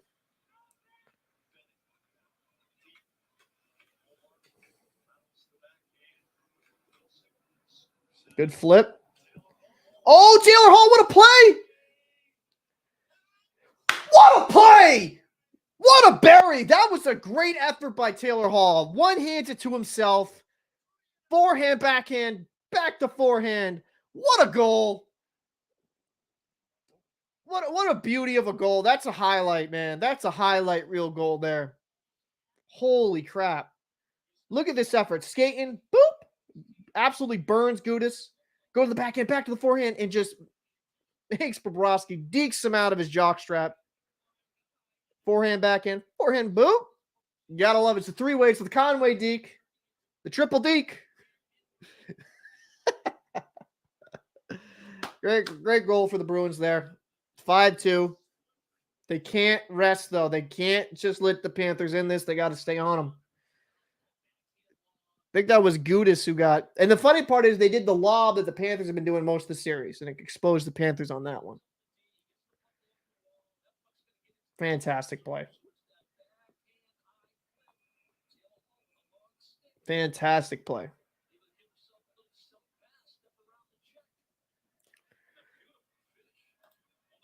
That's their line. Thank you again, man, so much. I appreciate that. For the other $3, you're the man.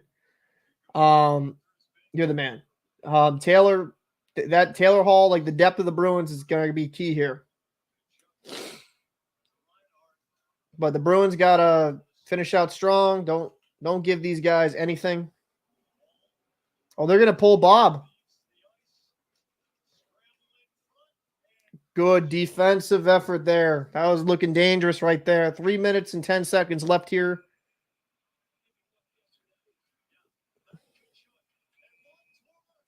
That's a third man in, right? Is that they still have that rule? We got a line brawl, baby.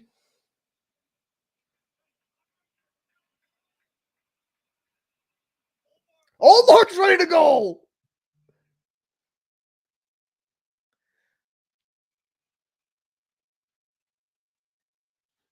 Ullmark wanted Tkachuk. I do not want.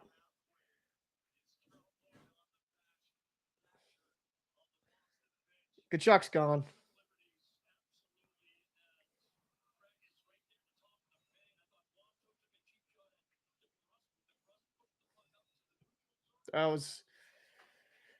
Got ourselves a line brawl, boys.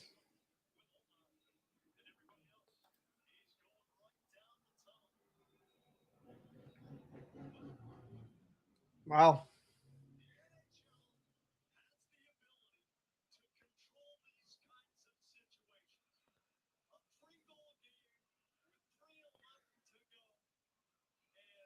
Wait, Swayman's going in net?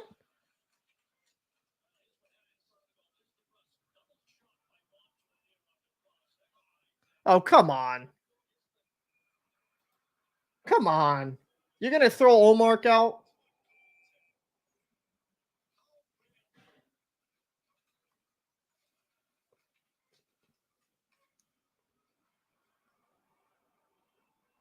Clearly, fucking Tkachuk's in the blue paint. Come on. That's a joke. I love how ullmark wanted him. He's like, come on.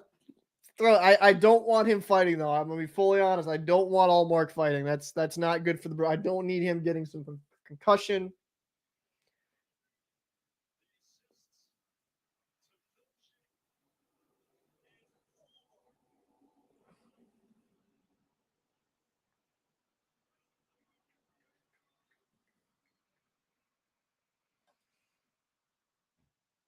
Yeah, I could see that logic, but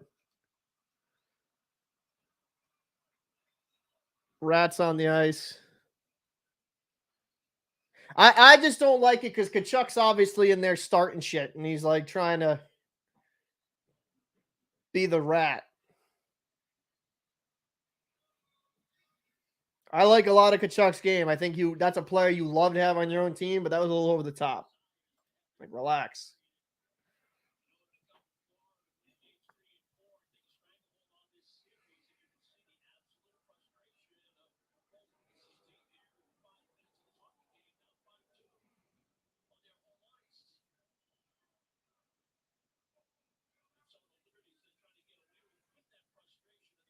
Yeah, I mean, I get it. I know everyone's like, yeah, takes it off, and I agree with it in principle. I agree with it. Just on principle alone, though, I don't think it should have been thrown out because that's kind of a joke. Like, you have a guy in your crease, and then you just starting stuff with the goalie. Like, that's breaking the code there. You don't usually start shit with the goalie, but I mean, yeah, it's probably good to get ullmark out of there so he doesn't get run something crazy. Get Swayman in, I guess, there. ullmark got thrown out because I guess he threw his gear. So I'll do Shaggy's comment here. It's for a misconduct for shedding his gear. Yeah. Yeah, it would have been interesting, an old school goalie fight. One God's name that I missed. Well, Bruins scored another goal, Taylor Hall. So they went up 5-2. Beautiful finish by Hall. And it's going to be interesting. Like, they got a whole line brawl. Playoffs should be canceled. Let's not go that far. Let's not go. We got some good playoff hockey here. So wait, are the Bruins on the power play?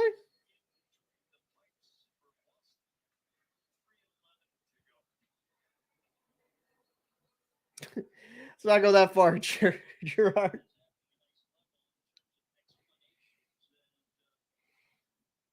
All right, come on, guys. Let's figure this out.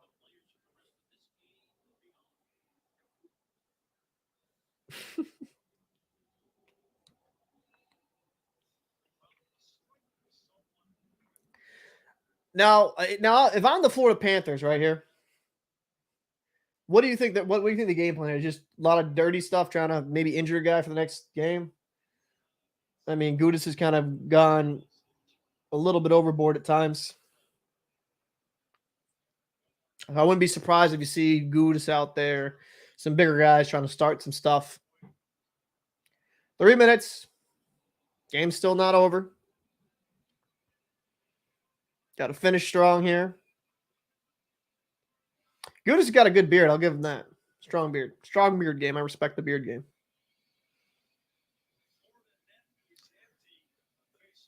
So empty net empty net here for Florida, even though it's in the neutral zone right now.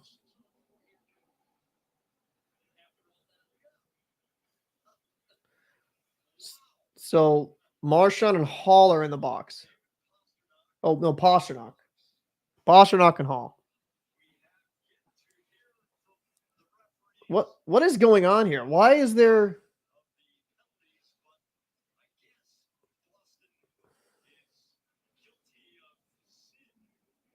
I don't know. How are you going to give only one team a penalty there? It doesn't really make much sense.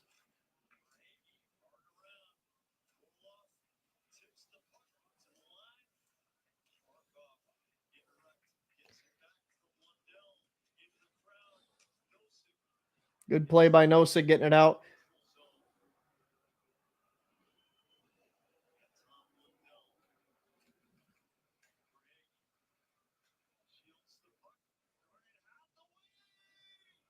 Oh, Hathaway just missed it.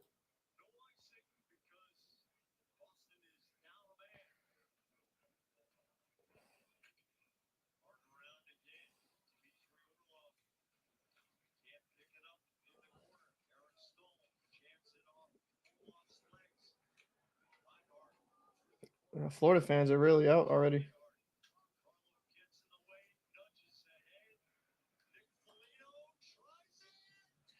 Oh my God, Nick Foligno missed it too. Frederick, great forecheck here. Frederick got three Panthers on him. Love to see that effort, man. Love to see that effort from Frederick right there.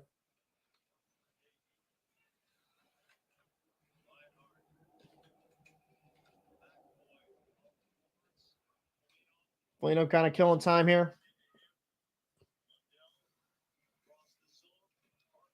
Good save by ullmark. I mean, Swayman.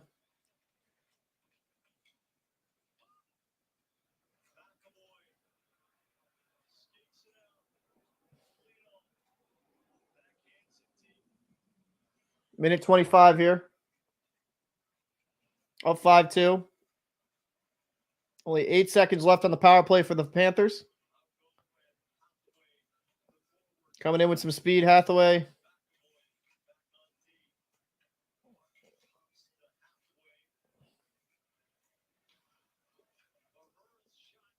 Big save there by Swayman.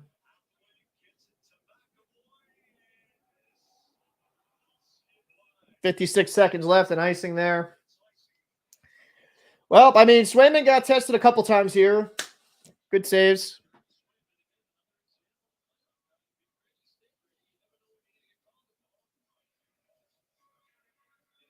Oh, some old Lincoln Park with mixture of the collision course. Jersey and Lincoln Park in the background, folks. Wonder if they updated their playlist in Florida in the last 20 years. I like that song, though, so I don't know. I just don't understand how the Bruins are the only ones that get a power play and all that. I mean, a penalty and all that, excuse me. Just, it's kind of wild. Like, Chuck's the one instigating it, all of it. So I just a little peculiar why that's the case.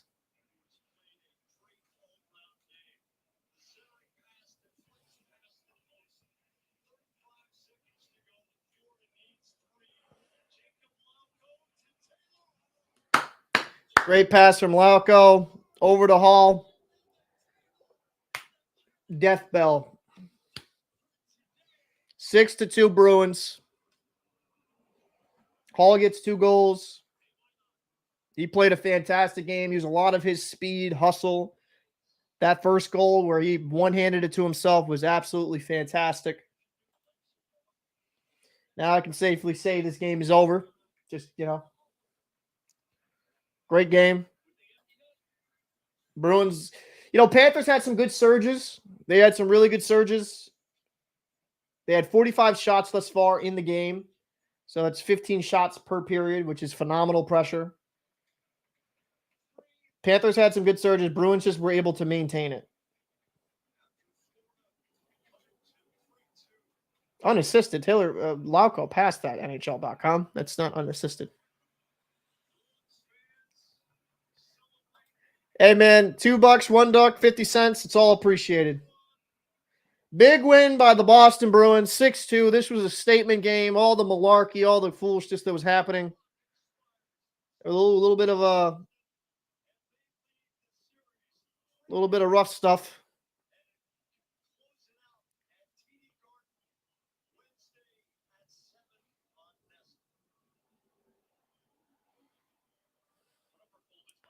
Bruins played great. They did what they had to do to get that win. So let's look at it. Bruins had 31 shots. Panthers had 45. Bruins on the dot were phenomenal today. They were. I mean, I didn't even need to see the statistics. You could tell they were winning most of it. 64% on the dot compared to 37 for the Panthers. 2 goals on the power play. They're 2 for 4. Panthers were 1 for 4. 35 penalty minutes, 25 for the Panthers. 36 hits to 30 for the in favor of the Bruins, 24 blocked shots compared to 16 for the Bruins, and both teams had 8 giveaways. Coyle looked great again. Hall looked good. DeBrusk was out there flying. I think it was a really, really good game by pretty much everyone all around. Lauko looked a little bit better, looked a little bit more comfortable, probably because it was his second playoff game. I think the first one, you just get the jitters. You can't prevent that. But I really liked what I saw. I liked what I saw. This is crazy. I still think that ullmark getting thrown, and it was kind of a little bit over the top.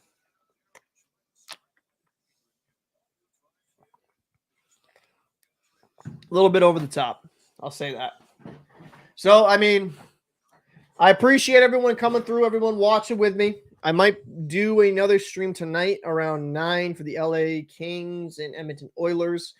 I know I have pretty much my best viewers on the Bruins games because, you know, we have a lot of Bruins fans on the channel, even though I try to cover pretty much every team in the NHL. But your support, guys, have been absolutely amazing. And as promised, I might lose to some of you on this. I did promise Shaggy a Bed Bath & Beyond breakdown, so I'm gonna follow up on this. I'm gonna follow up on a Bed Bath & Beyond breakdown. So I'll just say this: main takeaway: Coyle played great, Hall played great. The Bruins showing their depth once again. Bergeron might be back for Game 5, maybe Krejci, but at this point, I mean, there's a possibility they just don't play him and see if they can win Game 5 in Boston. So that will be a lot. But I expect the Florida Panthers, because in this game they had some surges where they were extremely good.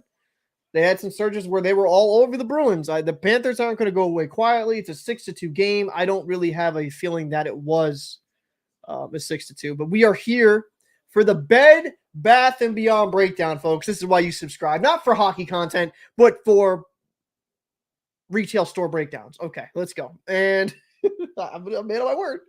Bed Bath & Beyond shoppers in New York City were devastated that the home goods retailer filed for bankruptcy Sunday and flocked to the Chelsea outpost to stock up merch before the anticipated closure. Okay, all right. Many customers at the retailer's shop on the 6th Avenue bemoan that the blow to the brick-and-mortar shopping, as the company will be shutting its 360 Bed Bath & Beyond and 120 buyback baby stores following Chapter 11 bankruptcy following in New Jersey federal court. Stephen Bonamassa said, "I'm devastated," adding he was looking to hoard and stock up on whatever he can from the store before it shuts down. Bonamassa, a creative director who lives in Chelsea and shops at the store regularly, bemoaned the loss of the once popular retailer, suggesting amid the flurry of closures of physical stores in the U.S., online shopping can soon be the sole option. Yeah, brick and mortar are going the way of the dinosaur. It's really a shame because where are you supposed to go find your bedding? Where are you supposed to find all these things? Again, online. What are children of our next generation going to do? Like, it's Amazon. That's it. I mean, that's a fair point, but you could also have other stores and other. I don't believe in monopolies, so there should be competitors. And Amazon, I'm not completely co-signing because some of the practices that they have aren't great. But stores can still have warehouses that they buy and then they ship it. I mean, let's not act like it's doomsday. If there's a market, people will find it competitive. It's going to be hard to compete against one of the most profitable businesses in the world, but there's ways that, you know, we see YouTube entrepreneurs sell a lot of stuff online. That's not out of the realm. I've got a gift card from a student. I thought because they filed for bankruptcy, I better used it. That's pretty funny. Fellow shopper Eileen Robert, a real estate broker, an artist so she's both of them, double dips. And Chelsea said the store was her go-to for a long time, but she wasn't surprised at closing. I spent an awfully lot of money here, but it's not user-friendly. And they don't have a lot of merchandise here. They haven't for a long time. And that's another thing. They go to Bed Bath Beyond. They don't have a lot. How are you going to go in person if they don't have it in stock? Oh, well, get it to the online only section. I've seen that in a lot of stores. Oh, it's online only deals. It's like, well, then why am I coming to your store? That was a big clue that they didn't know what they're doing. It's not good management. Absolutely. Sometimes it isn't always the online internet's fault. It's your own poor management. Another customer at the Chelsea store, 55-year-old actress and former ballerina who decided to give her name. Why would you deny to give your name? Like, are they going to be upset? Like, our Bed Bath & Beyond stands are going to come to your house and protest? Would miss the generous 25% off events on Black Friday, which was an annual shopping ritual for her. It's really impressive that this is changing. I will miss it if they go, but I think they'll be back. I don't think they're going to fully go. She added that she hopes Bed Bath sticks around because I don't like to shop online. Well, obviously they're not sticking I like to see it. I like to feel it. I want to feel the texture if it's cheaply made. When you buy stuff online, I mean, it can come broken. It cannot be what you thought. It's a pain in the ass to send it back. Well, that is true. If you're not going to see the actual in-person quality, I get that. The Homeless trailer, which shot a popular 19. Nobody cares about this. Last year's moves to abandon that strategy to bring in more national brands that shoppers recognize has not shown signs of working. With the company reporting a loss of $393 million after sales plunged 33% for the quarter ending November 26th. In January, the company raised doubts about its ability to continue as a ongoing concern just months after it announced more than $500 million in new financing, as well as job cuts and 150 store closures. Well, what do I think? What do I think here? I've lost like 10 viewers. I don't blame you. What do I think? If you do not stick with the times, this is going to happen, right? I know everyone's like, oh, online. That's a shame. We want brick and mortar stores. But if the brick and mortar isn't going to keep up to date with what's going on online, then there's no point. That's one of the frustrating parts for me. Like even with Walmart, right? A big retail chain, and they do a lot of good business and they make a lot of sales. They'll have just exclusively online stuff. And that drives me up the wall. It's like, well, then don't have it on your website or don't advertise it if you're not going to have it in the store. That's just my opinion. I get it. The online is probably to save money, so they're not distributing it to all different stores that maybe they just have. They'll end up having. They end up not selling, right? So I can get it from that avenue. But I mean, I think brick and mortar has been kind of going the way of the dinosaur for the very longest time. Walmart's still pretty successful, and I don't think brick and mortar will completely go. We're just going to see a lot less of them. We're not going to see. I think with certain Bed Bath & Beyonds, I know there was some in Rhode Island, like there was like 5 within like a 10-mile radius at one point. And you don't need that many Bed Bath & Beyonds. Just go to the one at the goddamn Providence Place Mall, call it a day, right?